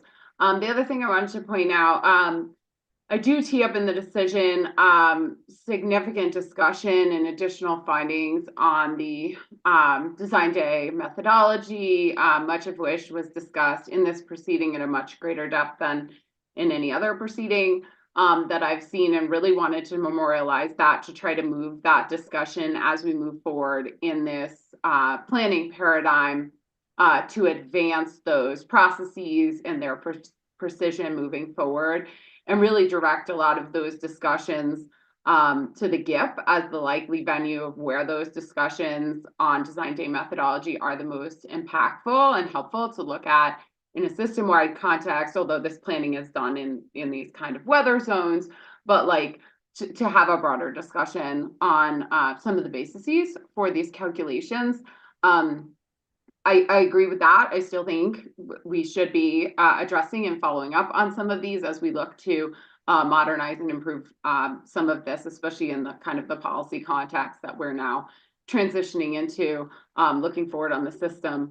As part of that, I just want to recognize the answer testimony deadline has already passed in the GIP. Kind of an unfortunate mismatch of timing here. So, you know, it doesn't serve anyone any good to say, oh, go look and do this in the GIP. I understand the answer testimony deadline has subsided, but just wanted to bring that up, acknowledge that. I mean, certainly to the extent parties want to address that, you know, we can entertain or try to understand if late file testimony or something there makes sense. But I just didn't want to totally ignore the fact of that mismatch of timing, which is very unfortunate. But I think there are ways to deal with that if parties really want to take up some of the issues raised here in the GIP, since we specifically suggested that as the appropriate venue. I thought that part of the recommended decision was excellent and may have some minor comments, but strongly support it. Commissioner Plant, anything else you want to say? No, I agree. I think that's always been an area that has been a little perplexing to me. So I appreciate your including thoughts on that in the decision. Yeah, I just want to make sure we have an actual opportunity for people to take information coming out of here and really try to participate in the GIP in the way we expect them to. So just wanted to acknowledge the mismatch of timing there. All right. With that, thank you, Commissioner Goman. Thank you, Mr. Reitz. Proceeding number 25A-0075E, Public Service Company, SPP Markets Plus, tolling the RRR clock. Ms. Rosati. Yes, good morning, Commissioners. In this proceeding on October 9th, 2025, the Commission issued decision number C25-0697, granting in part and denying in part the application filed by Public Service Company of Colorado regarding participation in SPP's Markets Plus Day-Ahead Market. Applications for rehearing, re-argument, or reconsideration of decision number C25-0697 were timely filed on October 29th by Western Resource Advocates, Advanced Energy United, Public Service, and the Colorado Energy Consumers Group. Given the press of business and the issues involved in the RRR applications, I recommend the Commission grant to the RRR applications for the sole purpose of tolling the 30-day statutory time limit in Section 40-6-114, subsection 1 of the Colorado Revised Statutes for the Commission to act upon such applications so that they will not be denied by operation of law. If the Commissioners agree, further deliberation on the issues raised for consideration in the RRR applications would occur at a future Commissioners' weekly meeting. Commissioner Goman. I agree. Commissioner Plant. I agree. As do I, and that can be an ABC decision, tolling the clock. Thank you, Ms. Rosati. Thank you. 25A-0165G, Ms. Friedman. Good morning, Commissioners. I'm Ellie Friedman of your advisory staff. Also with me this morning are Lindsay Dundas of your Commission Counsel and Ian Fetters, also from the advisory staff. So first, a little bit of context as to how we arrived here today. In the Commission's final order in Public Service Company's 2024 gas rate case, the company was directed to file a depreciation study prior to the next gas rate case and to establish a trust to address potential shortfall in funds available for decommissioning natural gas assets as the state moves towards beneficial electrification. The company was directed to place an initial $15 million in that trust account.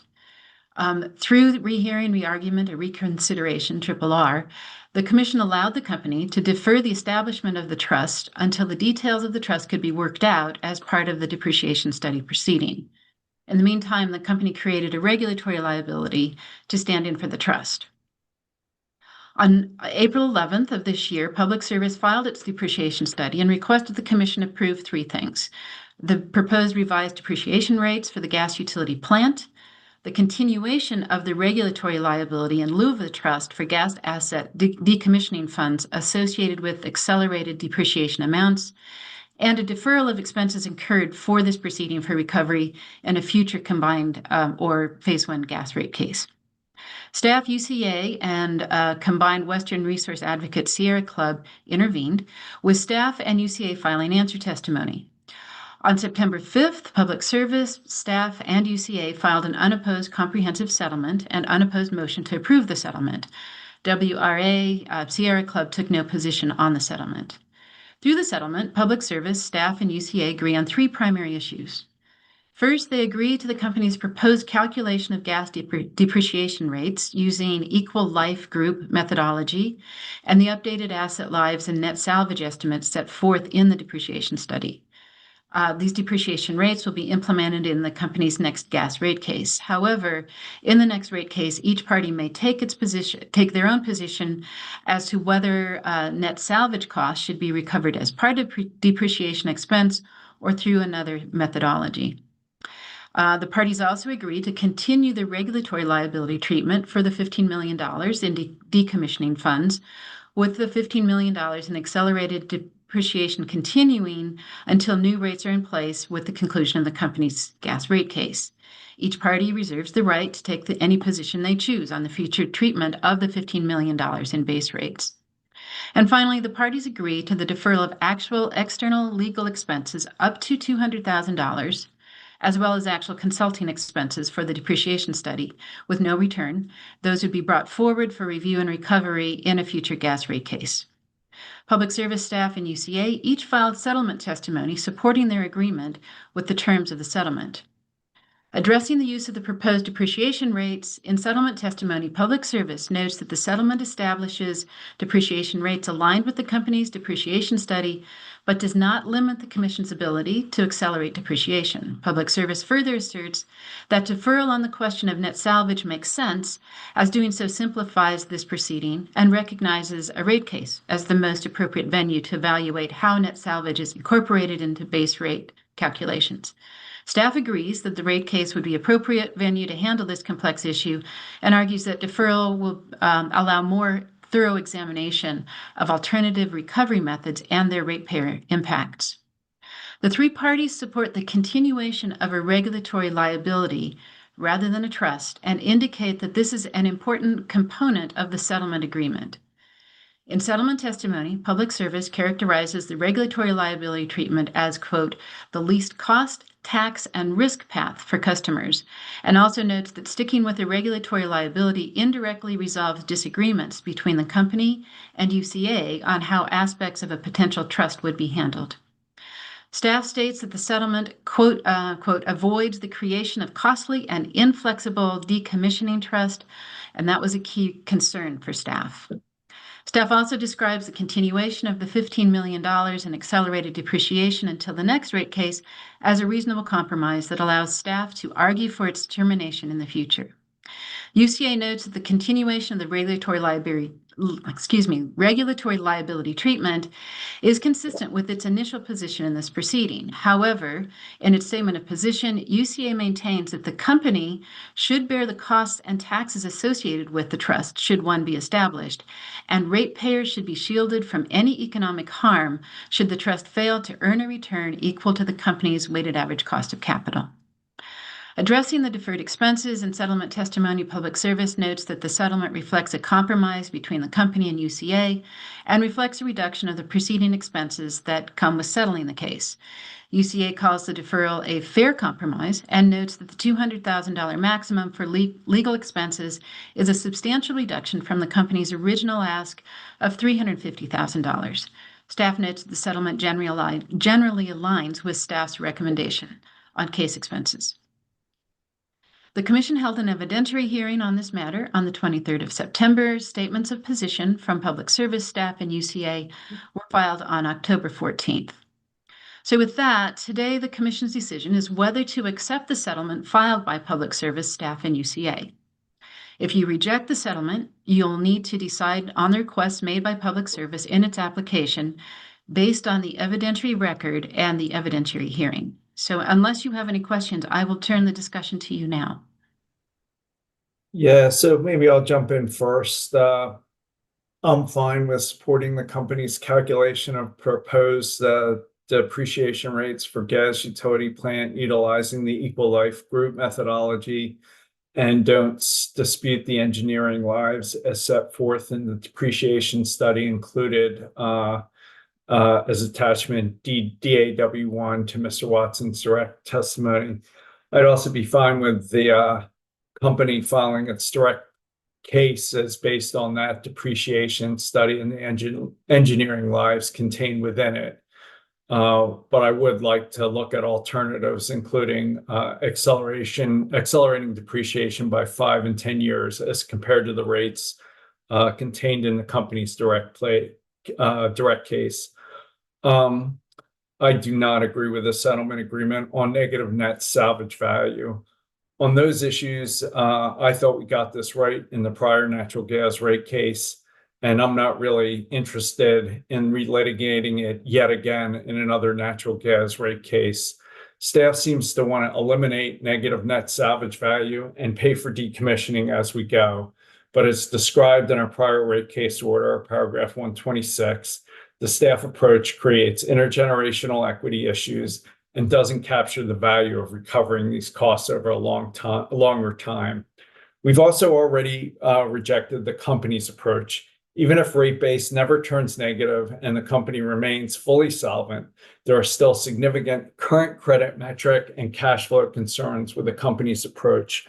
More specifically, over $100 million of the company's 2024 total revenue requirement of roughly $1 billion is based on negative net salvage value, a very large amount, and this number seems to be growing by 15 to 20% per year.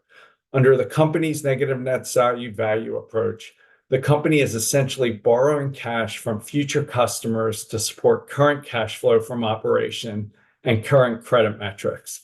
Even if the company retains a healthy balance sheet, there may be insufficient revenues in the future once decommissioning costs start to escalate to maintain the credit metrics, particularly if sales decline. The sales and credit metric concern is also exacerbated by the company's capital spending, which has increased substantially from what we were told to expect in the prior natural gas rate case and is more than double depreciation. Given these realities, it just seems like poor public policy to borrow cash flow from future customers to support current credit metrics and current cash flow. As such, for me, the somewhat marginally higher costs and risk of forming and operating the trust seem worth it to help manage a significant potential future shortfall in cash flow from operations. In the prior natural gas case, to begin dealing with this concern about having cash flow available to pay for future decommissioning costs, we ordered the company to place $15 million in some form of trust in 2025. And at that time, the company didn't eject.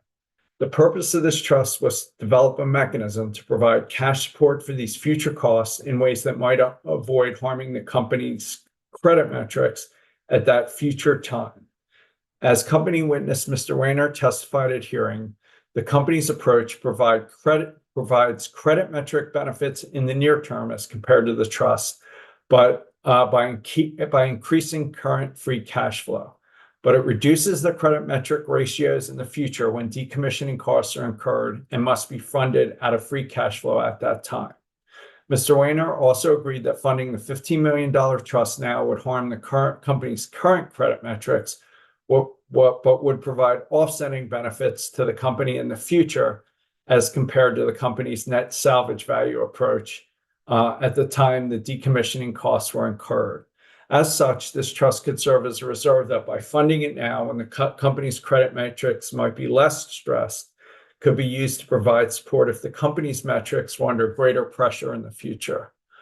Under these circumstances, and to help the company manage its current credit metrics, we provided an additional accelerated depreciation of $15 million in the prior natural gas rate case. This $15 million increased current cash flow from operations in 2025 in ways that the company acknowledged offset the impact of the trust funding on the company's metrics. This clear expectation and structure gave the company almost a year from the October 24 gas rate case to figure out the trust mechanics or an alternative accounting approach that allowed the $15 million to be used for initial funding of the trust. As such, I'm frustrated by the company's decision to both relitigate here the negative net value issue that we just decided, as well as its proposal to use the 15 million as free cash flow for dividends and anything else it wants in 2025 in ways that make it impossible to use to fund the initial trust.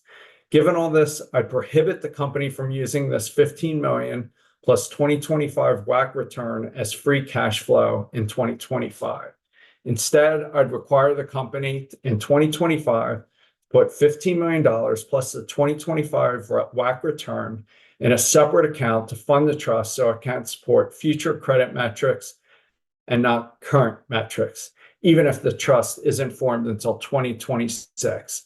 In no event would I allow the company to use these funds, continue to use these funds to support cash flow from operations in 2025. Overall, I think we can address these long-term decommissioning costs at modest costs now, but perhaps not if we continue to wait until the future. So I have some more comments on the grantor trust details, but just wanted to see where you guys were coming from on negative net salvage value. So I'm not interested in keep litigating this. I believe we decided it in the last rate case, and I think we should stick to our guns, but really curious to hear where you guys are coming from. So, Commissioner Goman. Yeah. A lot of issues there. Should I start with depreciation or wherever you want to go? Okay. Because I have depreciation is the first thing you discuss, kind of supporting the use of the ELG and engineering. Yeah. Why don't you start there? Okay. So, one thing honestly I find a little frustrating here is I think this proceeding effectively kind of ended up sidestepping or deferring some of the sticky issues. This proceeding was pointed to a number of times, especially after the company's first clean heat plan, as potentially the venue where we'd really better kind of understand and litigate how kind of the new policy context should impact how we view depreciation of the assets. That was basically entirely not done here. I mean, we saw the units of production alternative, which I guess provided a different view, but there really was not a lot here. Certainly nothing really in the settlement. It kind of just kicks those other issues on analyzing the policy impacts to the rate case. So in a way, which came out of the last rate case. Yeah, so I'm a little disappointed that I think for years we were kind of thinking this would be the venue where we'd really try to understand how depreciation especially should be viewed in the new policy context. And that was entirely sidestepped here. So probably not regulatorily a very efficient thing that happened here. Especially because issues like this can get drowned out in a rate case, right? People are fighting over hundreds of millions of dollars. And so it gets very hard to litigate these like kind of more narrow policy focused issues. So I am pretty disappointed that I think this is an opportunity missed to really better understand how the policy implications should inform how we move forward with the system. That being said, I mean, I think it was fairly obvious, one litigation of one clean heat plan was not going to paint an entirely full picture where we know the whole future of the system. Of course not. But I think it was really to provide a venue and have those conversations on the impacts here, especially in looking at a lot of the economic projections that we've been looking at here with the depreciation models going forward. It's clear that if we have a reversal in the growth rate, if it looks anything like the clean heat plan throughput projections here, there are very serious economic realities that we are going to have to encounter. And the sooner we start addressing those and bending the curve, the longer the runway for a soft landing here.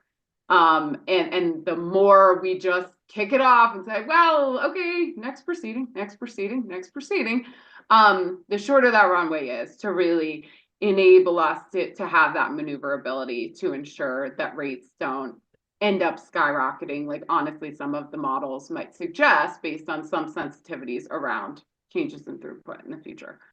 So I think that's, a little difficult here. I think on this record where we are, I think we're probably going to end up supporting the depreciation using the ELG and the engineering lives. However, I would say like the units of production that was identified here, clearly it struggled in that it looks like very large near-term increases in costs for customers, right? And so from a public interest finding standpoint, I think that was very difficult for a lot of the parties to really support. But the expenses are the expenses, right? You're paying them now or you're paying them later. And so I think it would be helpful for us to recognize this kind of serves a different purpose and would help to lessen long-term prices.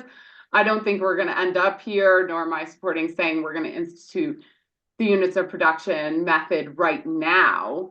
But I do think it was helpful to have analyzed and may even be helpful to have analyzed in the future as we move forward. So I don't want this decision to come off as totally discarding looking at other more unique opportunities to kind of address the economic realities of declining throughput in future proceedings. So yeah, I guess just on depreciation, that's what I would, and understandably, it looks like, in the rate case, clearly there's an opportunity to look at accelerating the depreciation to some degree. We can rehash and have all of the same arguments how policies have changed and what that means or doesn't mean and what exactly is unknown. So yes, it can be addressed in the rate case. It's just another thing for the rate case that will have to be addressed there. I just wanted the numbers in case we wanted to use it as a tool to offset, maintain credit metrics based on other things we did. So that was my request, but I don't know what else we can do other than express frustration and ask for analysis. And I'm happy putting in our order your comments as you outlined, but I don't know what else we can do on depreciation.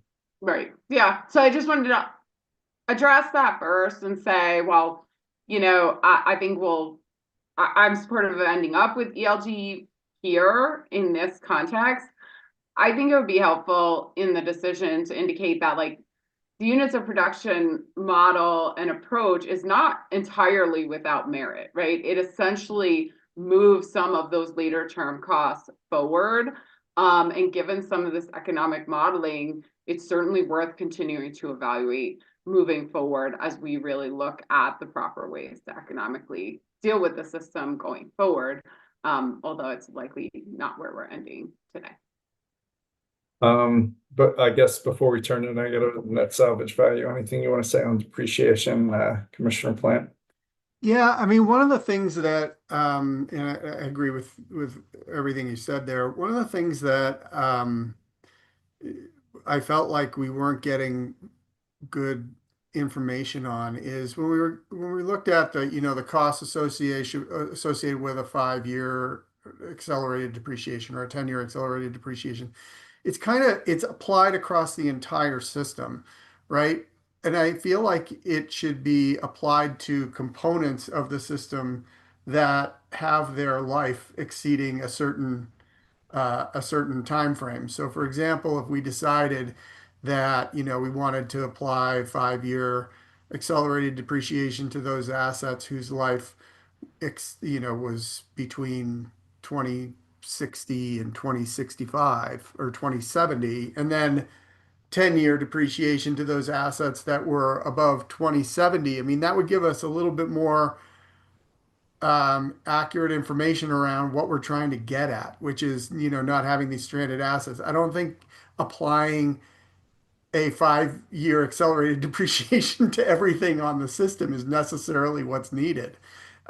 So, that's the kind of thing that I feel like if we could get to that kind of an analysis in the next rate case, that might give us a little bit more targeted information on how we might apply an accelerated depreciation sort of schedule.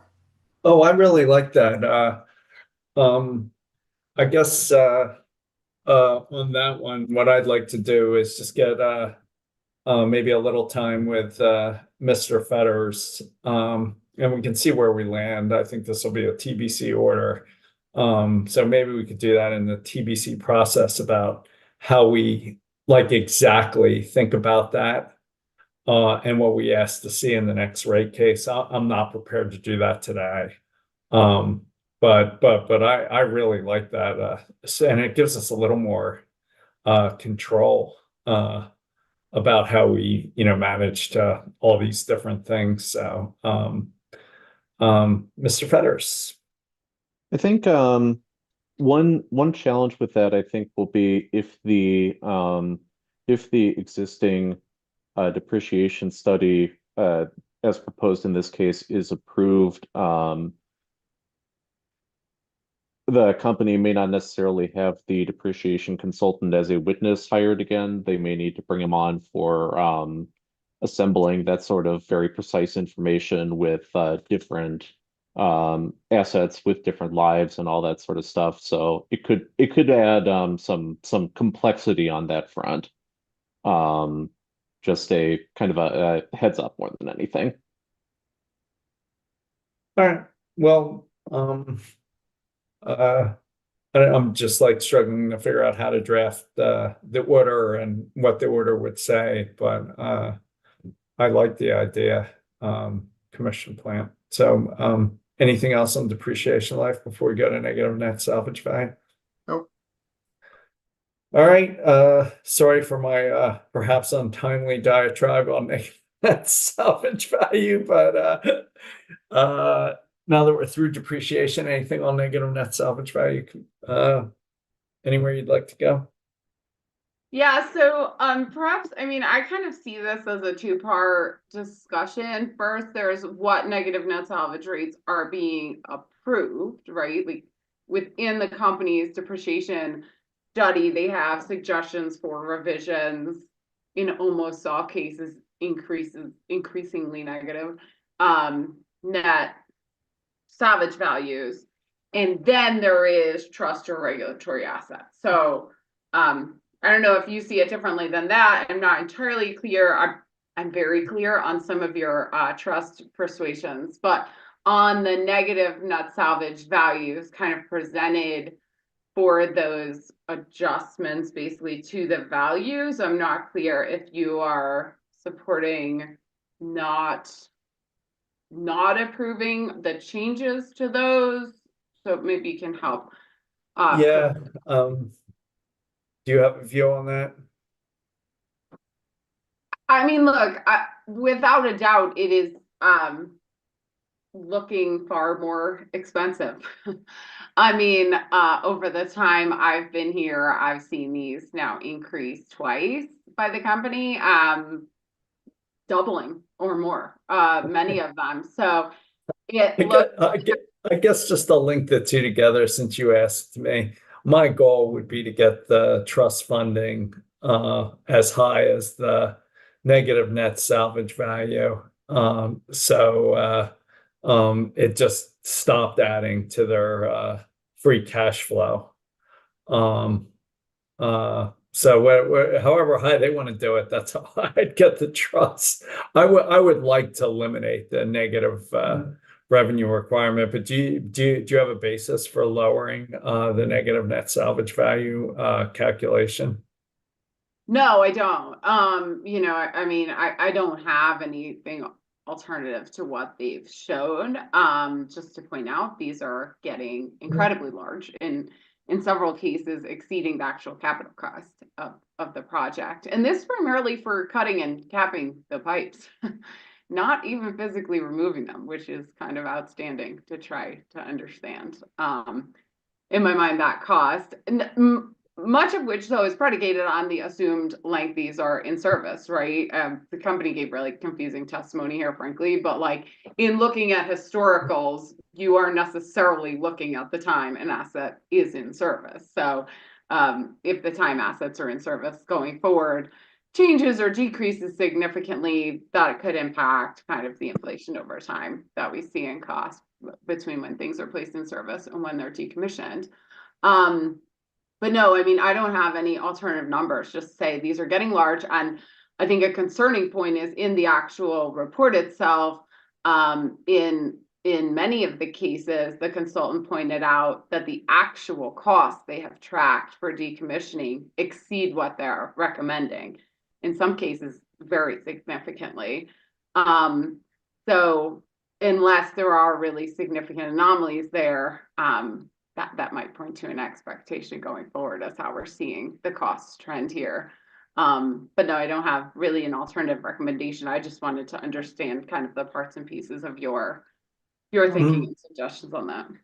Ultimately, for me, I just want them to stop borrowing from the future to fund current cash flow from operations. I just think we have to stop that. And the only tool I know is either eliminate it, which just ignores the problem, or fund a trust that's equal in magnitude to what they see as the problem. So I'm pretty intent on trying to carve back the 15 million that they're trying to add to free cash flow in 2025. And in the next rate case, I'd like to look at growing the trust so it's sufficient to fund the problem, and it stops borrowing from the future to gorge on free cash flow that they can spend any way they see fit right now. So that's where I'm coming from. But curious, what do you think of the trust? What would you do? Would you do the staff approach? Would you do the trust? Would you keep going with the company's approach? Where are you coming down on the negative net salvage value and how to deal with it? Yeah, I mean, if there's a difference between the regulatory asset approach in actuality rather than in name and what's had been done historically, I'm not seeing it. So like for all intents and purposes, that's like a very similar approach to the regulatory asset and what has been done, perhaps not being called a regulatory asset, but it's still free cash flow that is just an accounting liability rather than actual money set aside. So, I mean, certainly there are risks associated with the trust and kind of unknowns there, but I think the core assumption pointing to the risks of the trust appears to be an underlying assumption that the monies collected throughout, the timing of the asset will be available in their entirety when they're needed to decommission those portions of the system. And that kind of implied counterfactual as we look at the financials looks increasingly unlikely, especially as you apply like different sensitivities around decreases in throughput, or really the fairly obvious idea that these negative net salvage rates may continue to increase in the future, given some of the direction even they're seeing in the actual calculations. So that leads to a real concern from me that like I think a lot of the testimony here focused on the risks of the trust. But what I think you're expressing, what I've been really concerned about, is the business as usual looks increasingly risky. Like it is only more risky to put this money in a different investment that is dedicated if we for sure have this money in 50 years, in 60 years. I don't think it's 50 years. I think it's like 15. Right, but it's being somewhat calculated with the assumption that the lives of these are similar to the lives of things that have been decommissioned recently. And I just don't think there's any basis to have confidence that the current system is not risky in and of itself, significantly risky. And I think that's what we've been trying to address with this issue, is that like that counterfactual that people seem to assume just doesn't appear reasonable.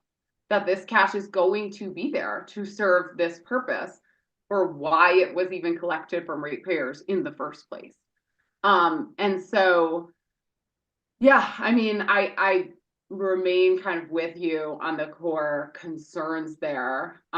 Trust seems like the only vehicle that I really understand at this point in time to be able to address some of those concerns, to ensure, I mean, after all, like, we have to ensure that the system can be safely decommissioned in its points, right?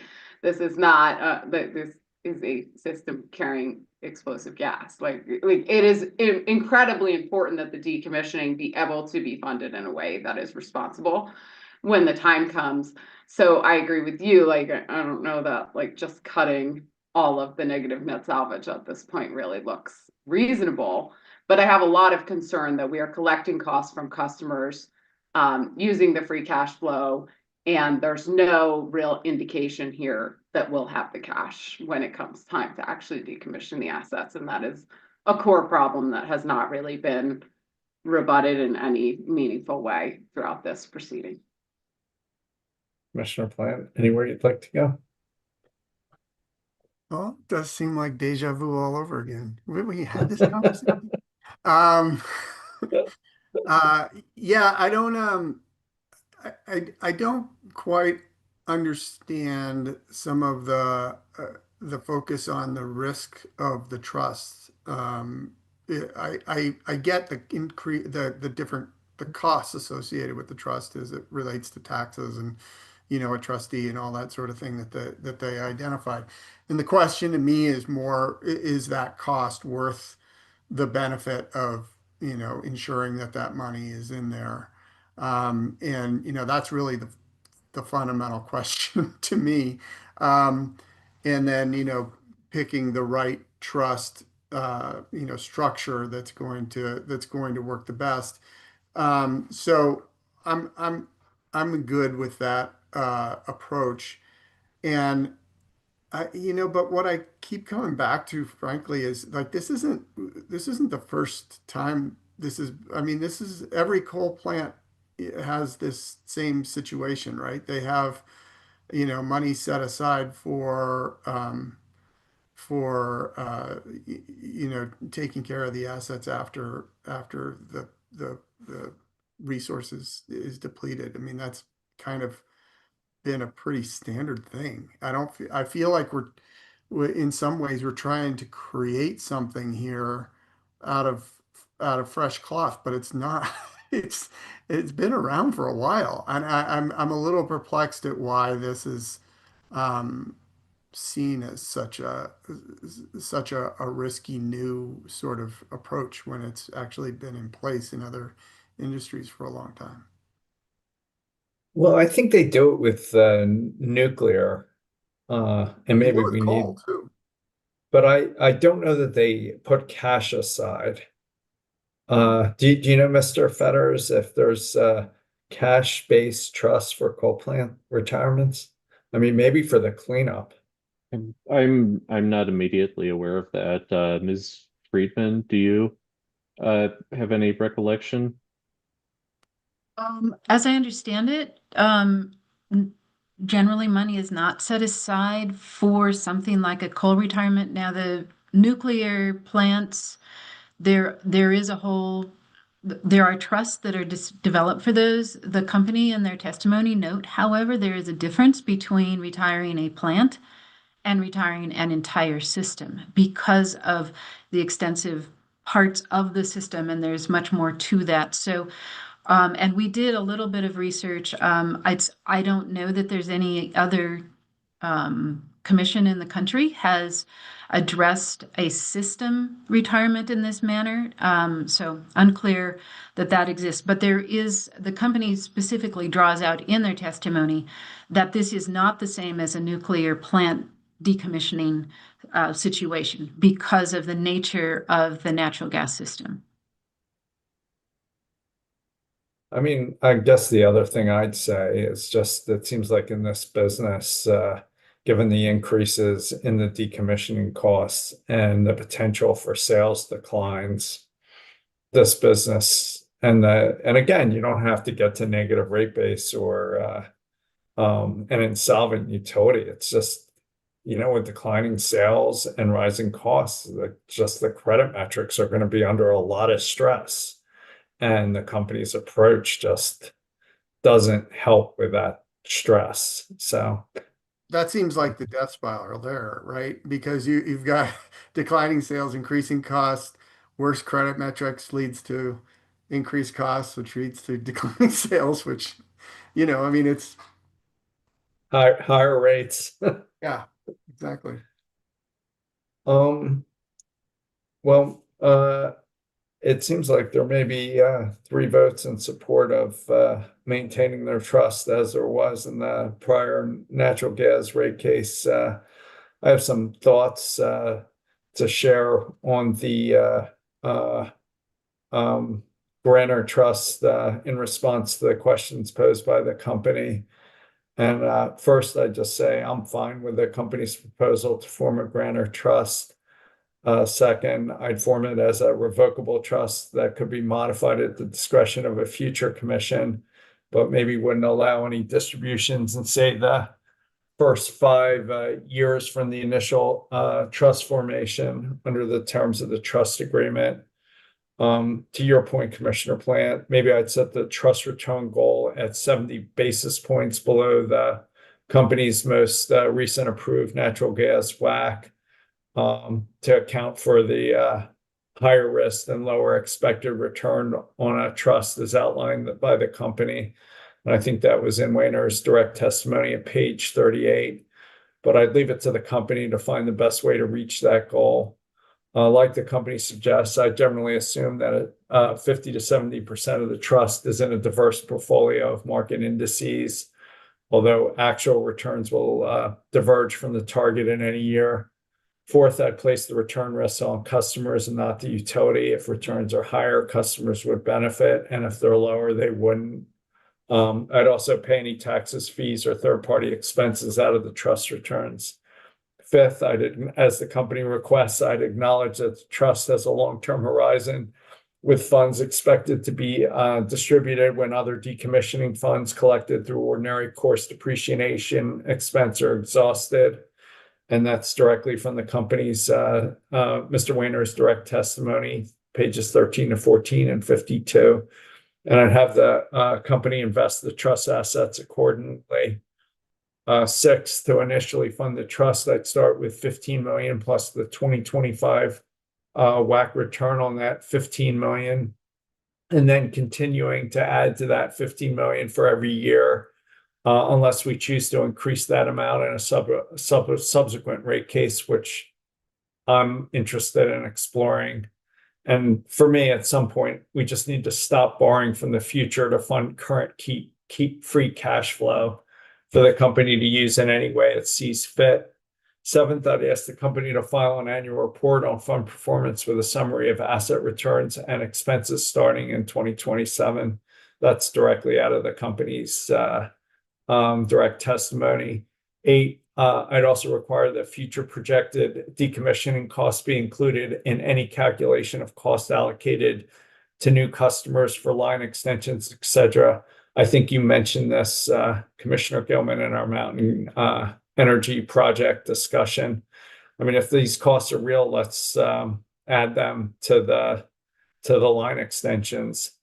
Finally, perhaps all these changes could be included in a separate standalone cost of service analysis to be filed with the next gas rate case if there's time, or with a supplemental direct testimony if there's not.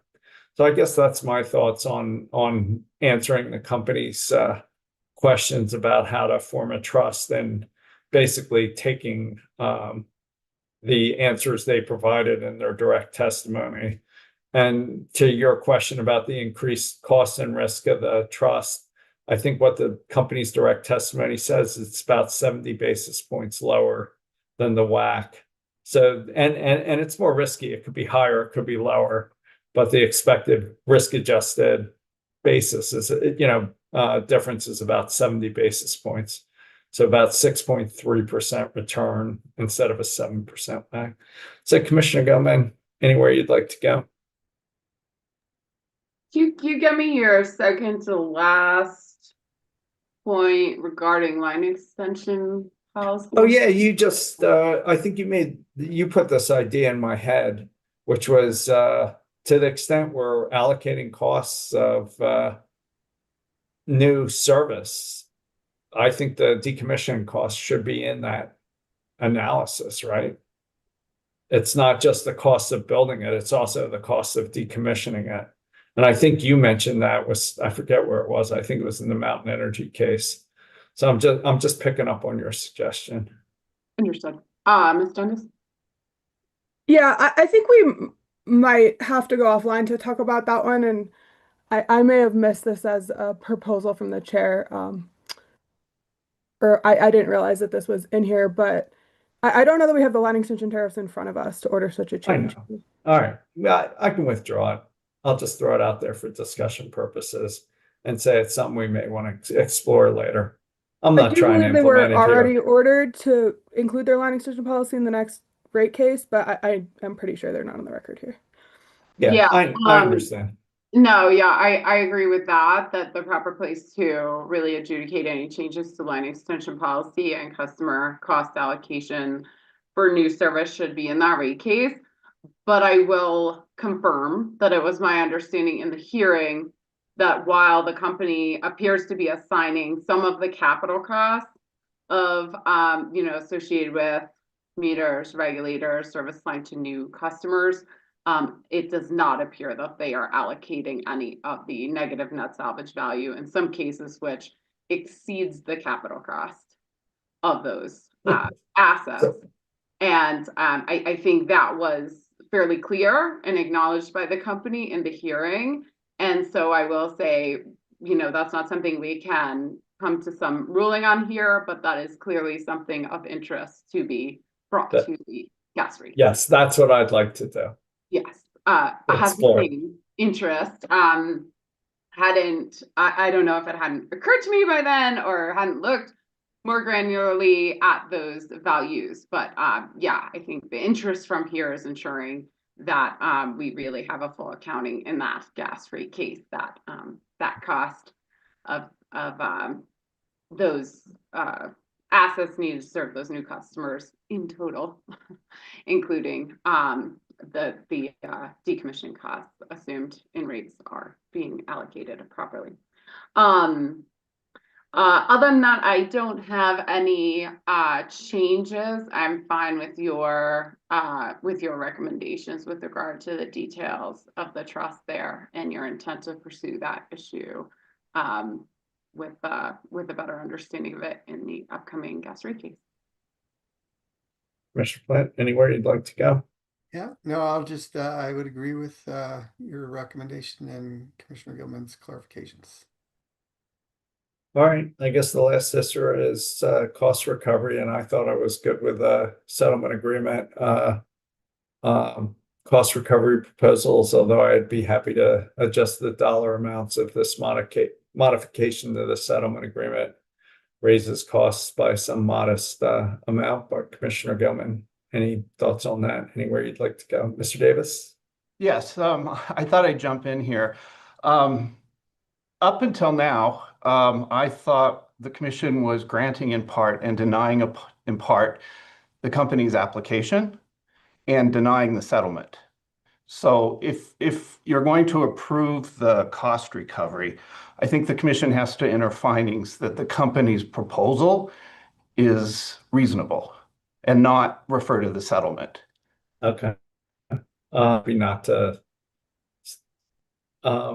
Do you have a way of reframing the cost recovery proposal without referring to the settlement agreement, or would you have a recommendation on how to do cost recovery? But it's an element of the application. So it would be granting the company's request in the application to defer the cost recovery, as modified as the commission may want to based on the testimony that was filed in the case. Okay. I just am raising this because there are 5 provisions of the settlement, and the commission has rejected, 2 of those, and has discussed extensively issues with the net salvage value and the depreciation rates that are going to be applied in the next rate case. So, Fair. okay. Ms. Dundas, anything else? No, Mr. Davis covered it. I was just going to remind you that the proposal in the application, I believe, and Ms. Friedman can correct me if I'm wrong, was to defer expenses to the next rate case, defer actual expenses, and then the settlement term was a deferral of capped expenses. So I believe what Mr. Davis is saying is since the settlement's essentially been rejected, the original application request to defer actual costs is what needs a decision point. I think I'm okay with that. If I can just clarify, the initial estimate for outside legal expenses was $350,000, and the settlement brings that to a cap of $200,000. It's all based on actual expenses, and the company has indicated they don't anticipate that those outside legal expenses would exceed $350,000. But the $200,000 cap was proposed in the settlement.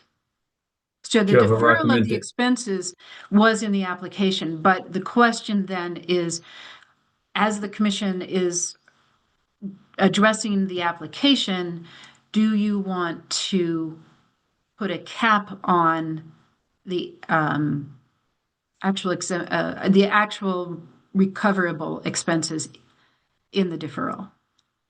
Do you have a recommendation for us? I would suggest that the company has indicated that the $200,000 in their settlement testimony was appropriate. I'm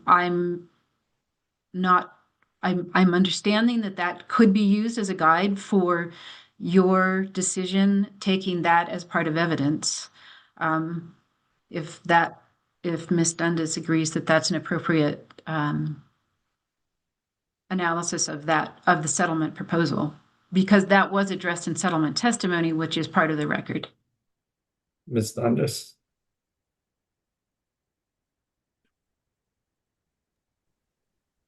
I can't say how they reached that cap, or like how that was a negotiated term. I think I tend to agree with Mr. Davis that the agreement's been rejected. I don't know how rejecting the settlement affects their legal fees, so I don't have a recommendation here. I just remind you again that this is deferral for recovery in another case, so the actual cost would be in front of you at some point. Mr. Fetters? I guess just one additional thing I would note is that in the company's rebuttal testimony, and I don't have a citation for this immediately, but I recall they discussed the actual legal fees, even up to that point prior to the settlement, had been down slightly. They did not give specific numbers, but they talked about the relatively limited discovery in the case being a reason for that. So just a little bit of additional context there, but I don't have a specific recommendation either. Commissioner Gilman? Yeah, I mean, I think it's reasonable to accept the deferral and utilize the $200,000 cap as set forth in the settlement testimony. You know, we don't have a very complete record here, except to understand that it sounds like the company spent less than was presented originally in their direct case. I will also point out a significant number of issues here. I think we expected a lot more to be litigated, perhaps, and determined. Here, a significant number of issues have really just been deferred. So in terms of looking out for ratepayer expenses here, I'm a little maybe unimpressed with what all we've resolved here, which may lead me in the direction of thinking a cap is appropriate. I'm good with that. Commissioner Plant?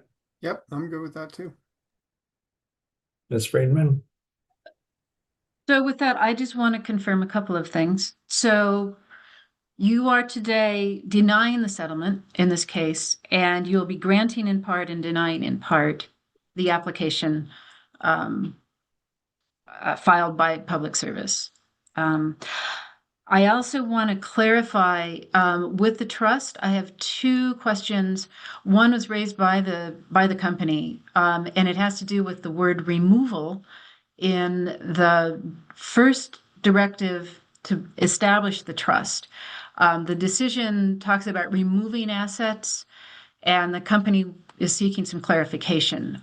What does removing mean? Because as we understand, when these assets are retired, they might just stay in place. Does removal mean from the system in terms of the retirement? Is that a better word? Or does it, the other definition of removal would be taking it out of the ground. So I think some clarification of what it means for the removal, if there's some clarification to that initial directive of when those assets would be considered to be removed. Is that retired, removed from the system? Because there's also the normal course of business. They're removing, they're adding, they're doing various things. So just to be very clear and maybe help the company as they're establishing the trust, what you intend. So in my fifth bullet point, I just took the language out of Mr. Wayner's direct testimony, pages 13 to 14 and pages 52, and read his language verbatim. So I think the switch is away from removal costs and retirement costs to decommissioning costs, which was his exact request. So like I say, I think I forget whether it was also in the statement of position, but it was definitely in his direct testimony, pages 13 to 14 and 52. And like I say, I read it, his language exactly. Super. Okay. And then I have one other question in terms of the timing. Are you setting a date for when this trust needs to be in place, or given that your earlier directive was to do this, is there any timeline that you're applying here? I think the request is not to treat the $15 million plus WACC return as free cash flow available, but to set it aside in a separate account that can be used for the trust with a full WACC return up to that time and whenever they form the trust. So I don't think we're setting a deadline for trust formation, but just clarifying that the funds are not to be used as a regulatory liability to support free cash flow. But does that give you what you need, Ms. Friedman? Yeah, I think so. And I think you've already mentioned that you would like to see this. This will be a TBC order. I think so. You're okay with that, Commissioner Gilman? Yeah. Commissioner Plant? Yes. Does that work for you, Ms. Friedman? Thank you very much. Appreciate it. You got everything you need? I think so. Maybe not everything you want, but or more than you wanted. We'll work with it. All Okay, right. thank you. Thanks to you and council for all your help. All right, let's take a break. Maybe a 15 let's take a 15-minute break till my math is fuzzy. Let's come back at 11:55. Does that work for you guys? 11:55, and we'll keep going. Thanks.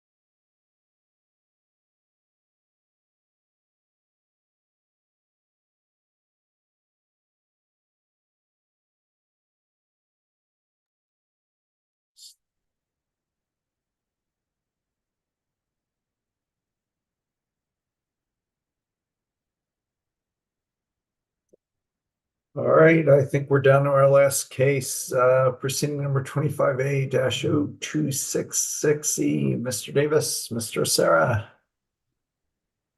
Thank you, Commissioners. Again, I'm Ron Davis of the Commission's advisory staff. On June 16th, Tri-State Generation and Transmission Association filed an application for a finding that the Southwest Power Pool Regional Transmission Organization planned for the Western Interconnection, or what I'll call SPP RTO West, is what we call a statutory organized wholesale market. Tri-State also seeks a finding that its expanded participation in SPP RTO West is in the public interest pursuant to rules 3754D and F. Tri-State's filing addresses the requirement in Senate Bill 2172, codified at 40-5108, to join an RTO by January 1st, 2030. The Commission's rules define a statutory OWM, while the rule for a filing such as what Tri-State made ties to those characteristics of a statutory OWM. Rules 3754D and F define the standards and procedural timeline for the Commission's review of Tri-State's decision to join SPP RTO West for a public interest determination. 3754D specifically identifies three market characteristics, perhaps beyond the requirements for a statutory OWM. The first involves greenhouse gas emissions tracking, or having in place a greenhouse gas tracking and accounting system to ensure compliance with Colorado emission reduction requirements.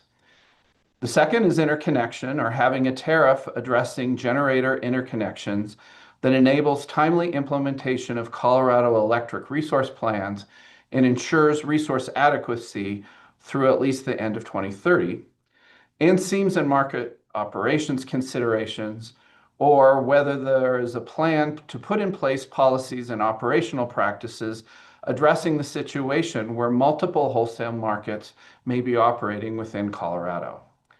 Comments were filed by the parties and non-parties to the proceeding, and I propose for this final item this morning that I present the application and the comments as they relate to two specific decision points. The first is whether the Commission should find that for Tri-State, SPP RTO West is a statutory organized wholesale market.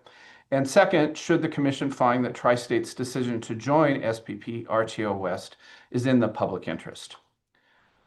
Tri-State's initial filing on June 16th, presents information describing SPP RTO West as an organized wholesale market pursuant to the statute and the rules. Attachment C to the application identifies where in the filing the information addressing the 10 characteristics of a statutory OWM can be found. These elements are repeated in more detail in the compliance table corresponding to the filing requirements laid out in Rule 3755. And the table shows where these in the filing, the three specific public interest issues identified in Rule 3754D can be found.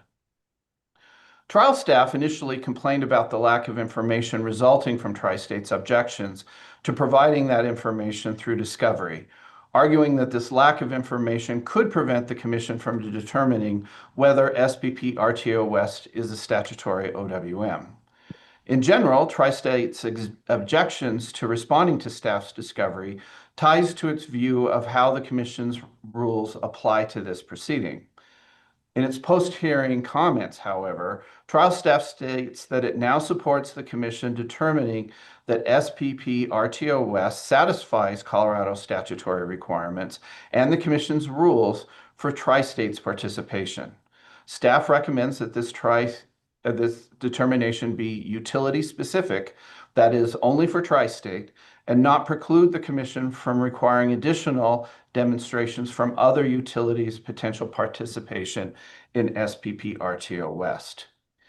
In contrast to trial staff's and Tri-State's position, Western Resource Advocates argues that SPP RTO West fails to qualify as a statutory OWM. WRA states there is insufficient evidence that SPP RTO West improves, to the extent reasonably possible, service reliability within Colorado. WRA states that further evaluation of the SPP market monitoring unit is needed to ensure that it has oversight of economical supply options for Colorado. SPP RTO West applies an accreditation methodology that is based in favor of thermal resources and yields a substantially higher winter planning reserve margin that WRA objects to. And WRA more generally warns that negative impacts to renewable resources impact the ability of the market to support emission reductions and cost savings.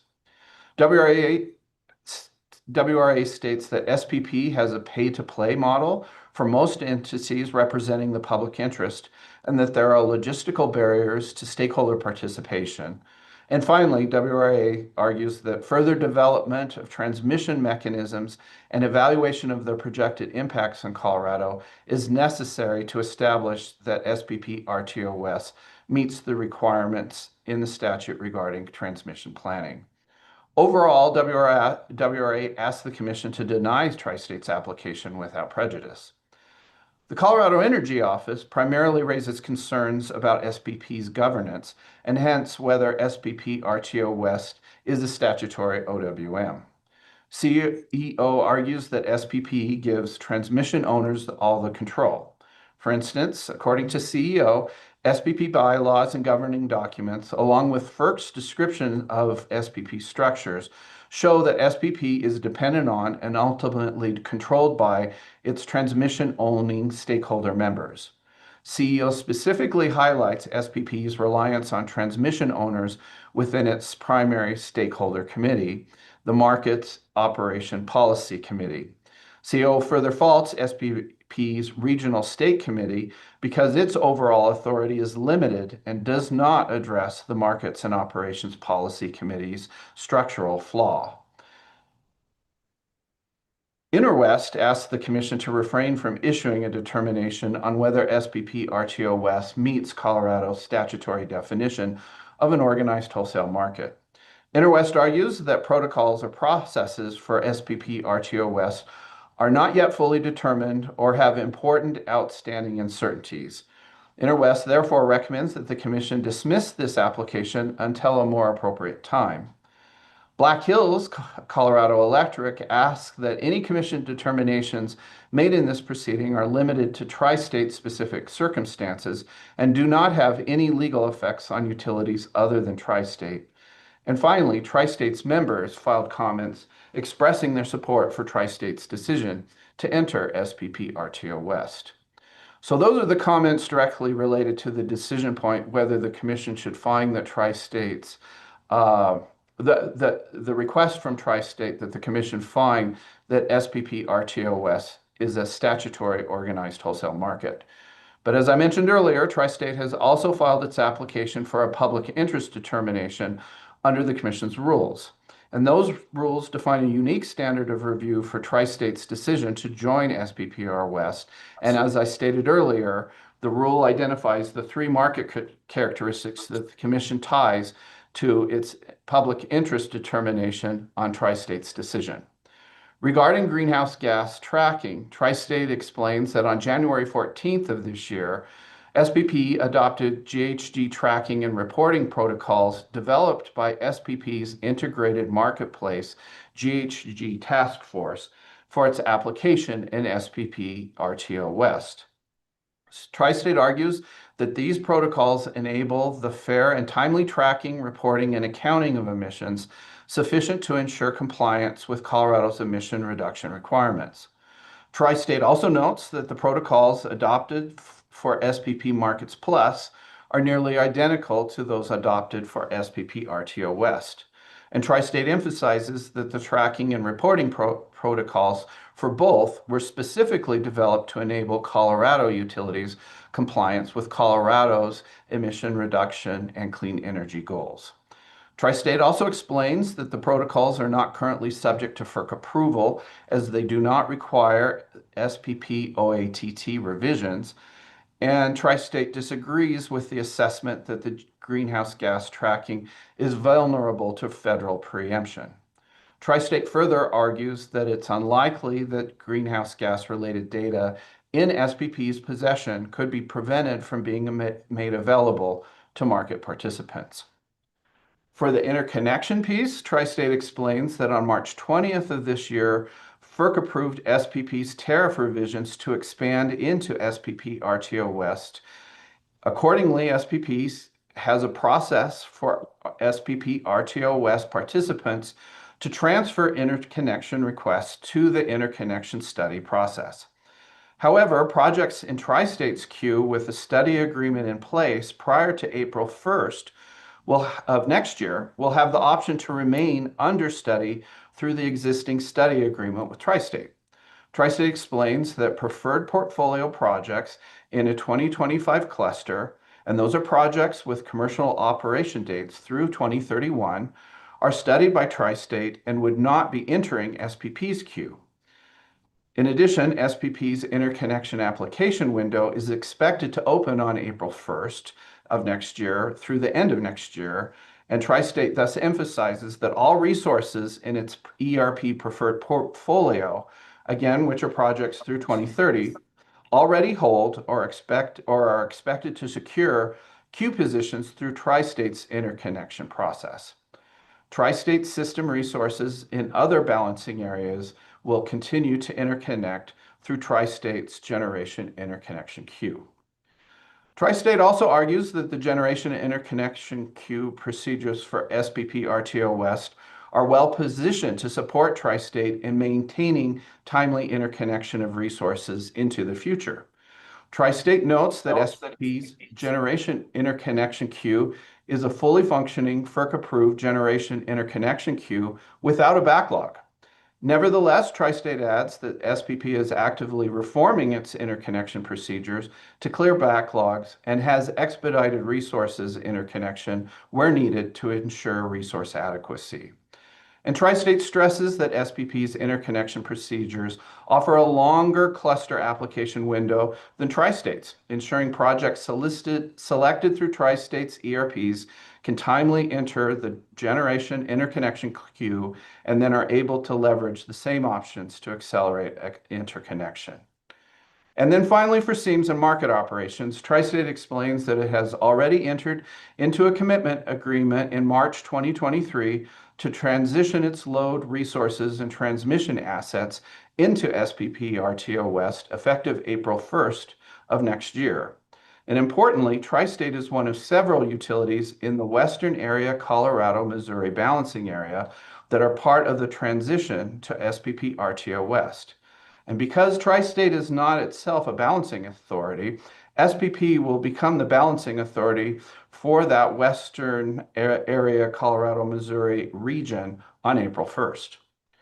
Tri-State goes on to explain that this transition of the balancing area utilities into SPP RTO West will actually reduce the number of transmission provider related SEAMs in Colorado, Wyoming, and Montana, as well as Nebraska, through consolidation of transmission providers under a common tariff. Tri-State explains that SPP is currently working on a proposal to develop intermarket organization, and Tri-State highlights the real-time dispatchable transactions initiative, which expands the current day-ahead market dispatchable transaction model into the real-time market and will allow entities in external balancing authorities to transact in the SPP RTO West market. Tri-State generally remarks that until markets are established in Colorado, agreements and operational practices cannot be finalized and tested. A market needs to be in place. And Tri-State goes on to argue that it's prudent for both SPP and Western entities to continue designing both Markets Plus and the SPP RTO West in a manner where market elements can optimize efficiency across the seams. And once those design elements are finalized and agreed upon through the respective market stakeholder processes, entities will further coordinate to create operational practices that reflect the agreed upon design. WRA, CEO, and Interwest also object to a public interest determination at this time. According to WRA, protocols for greenhouse gas tracking and reporting must be further evaluated, refined, and approved. And WRA points to ongoing uncertainties and fundamental problems with SPP's generation and interconnection procedures, and WRA concludes that specific operational roadmap is needed to evaluate whether SPP policies and practices will mitigate the impact of the seams in Colorado. CEO initially raised concerns that the federal government will take actions that will require SPP to eliminate or to change its greenhouse gas accounting protocols in such a way that Tri-State would no longer be able to track the emissions associated with its electric generation. In his post-hearing comments, however, CEO states that it engaged in further discussion with staff of the Colorado Department of Public Health and Environment, and now understands that if the federal government takes further steps to restrict emissions tracking, Colorado still has options to continue estimating emissions from power plants. CEO concludes that if CDPHE has access to certain data, it would comprise the actual continuously monitored emissions and allow the agency to accurately determine total greenhouse gas emissions. And then according to Interwest, 1, SPP's tracking and accounting protocols for greenhouse gas emissions suffer significant uncertainties. 2, an optimized dispatch has not yet been established between markets in Colorado. And 3, Tri-State itself has concerns about SPP having in place interconnection procedures that ensure timely implementation of Colorado's resource planning processes and resource adequacy. So again, Interwest recommends that the Commission dismiss Tri-State's application until a more appropriate time. And so the second decision point for you this morning, Commissioners, is whether the Commission should find that Tri-State's decision to join SPP RTO West is in the public interest pursuant to the Commission's rules. I'll pause now to answer any questions, and if you'd like, I can make a recommendation. Thank you. Thank you, Mr. Davis, for laying that all out. Generally, I'm probably closest to the staff position, but just wanted to lay out at least my thoughts, and then curious to hear where you guys are coming from. For me, I think this record shows that Tri-State's decision to join SPP RTO West goes back at least 5 years to 2020, before the enactment of Senate Bill 21072, when Tri-State signed an LOI to evaluate potential participation in SPP RTO West. Moreover, the record also shows that Tri-State is one of several utilities in the Western Area Colorado Missouri Balancing Authority, and that Tri-State itself is not the Balancing Authority operator, such that Tri-State may have limited control over the timing and other key aspects of the OWM implementation process. Tri-State is also a cooperative entity with wholesale rates approved by its member board, not this commission. And as the hearing commissioner order found in the rulemaking, Tri-State operates in 4 different states with generation and load on both sides of the asynchronous divide. For all these reasons, the order approving the OWM rules found that it was appropriate to treat Tri-State significantly differently than the IOUs. Finally, the order approving the rules recognized that SPP RTO West is primarily FERC jurisdictional, such that any concerns that Colorado wanted to address likely needed to be identified while the SPP RTO West tariff was being developed. It was almost certainly going to be an uphill fight to modify the tariff after FERC approval. Given all these realities, the final OWM rules limited commission evaluation, Tri-State's entry into an OWM beyond the statutory requirements to 3 core goals that were identified at the time the rules were being developed, involving, as Mr. Davis said, emissions reductions, resource planning, and seams management, as put forward in Rules 3754 D1 through 3.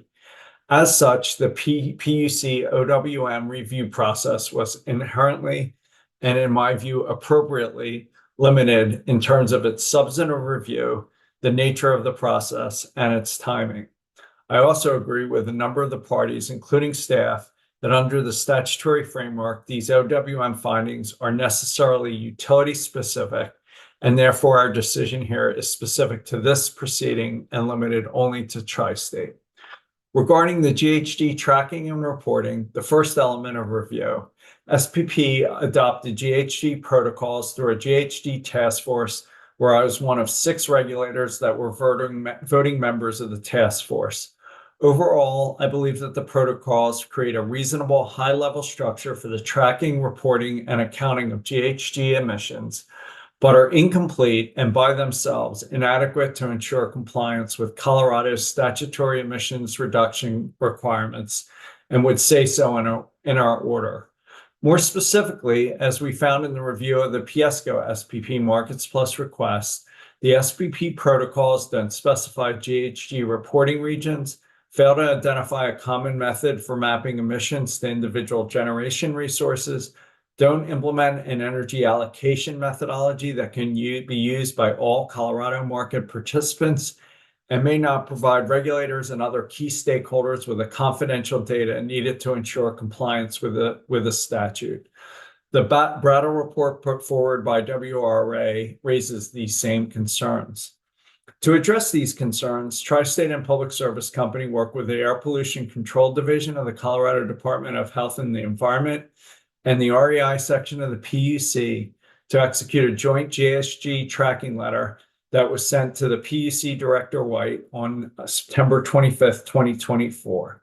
For me, I believe that Tri-State's agreement to and continued compliance with the terms of this joint GHG tracking letter are essential factors supporting a finding that Tri-State has met the requirements of Rule 3754D1, including addressing each of the 4 concerns I just discussed.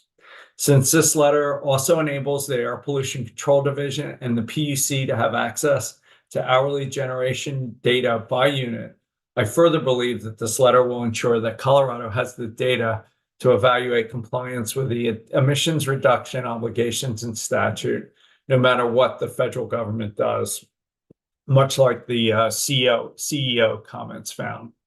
On the second element, I generally agree with Tri-State that its 2030 ERP projects are likely to obtain priority interconnect rights, even with the integration of Tri-State into SPP RTOS.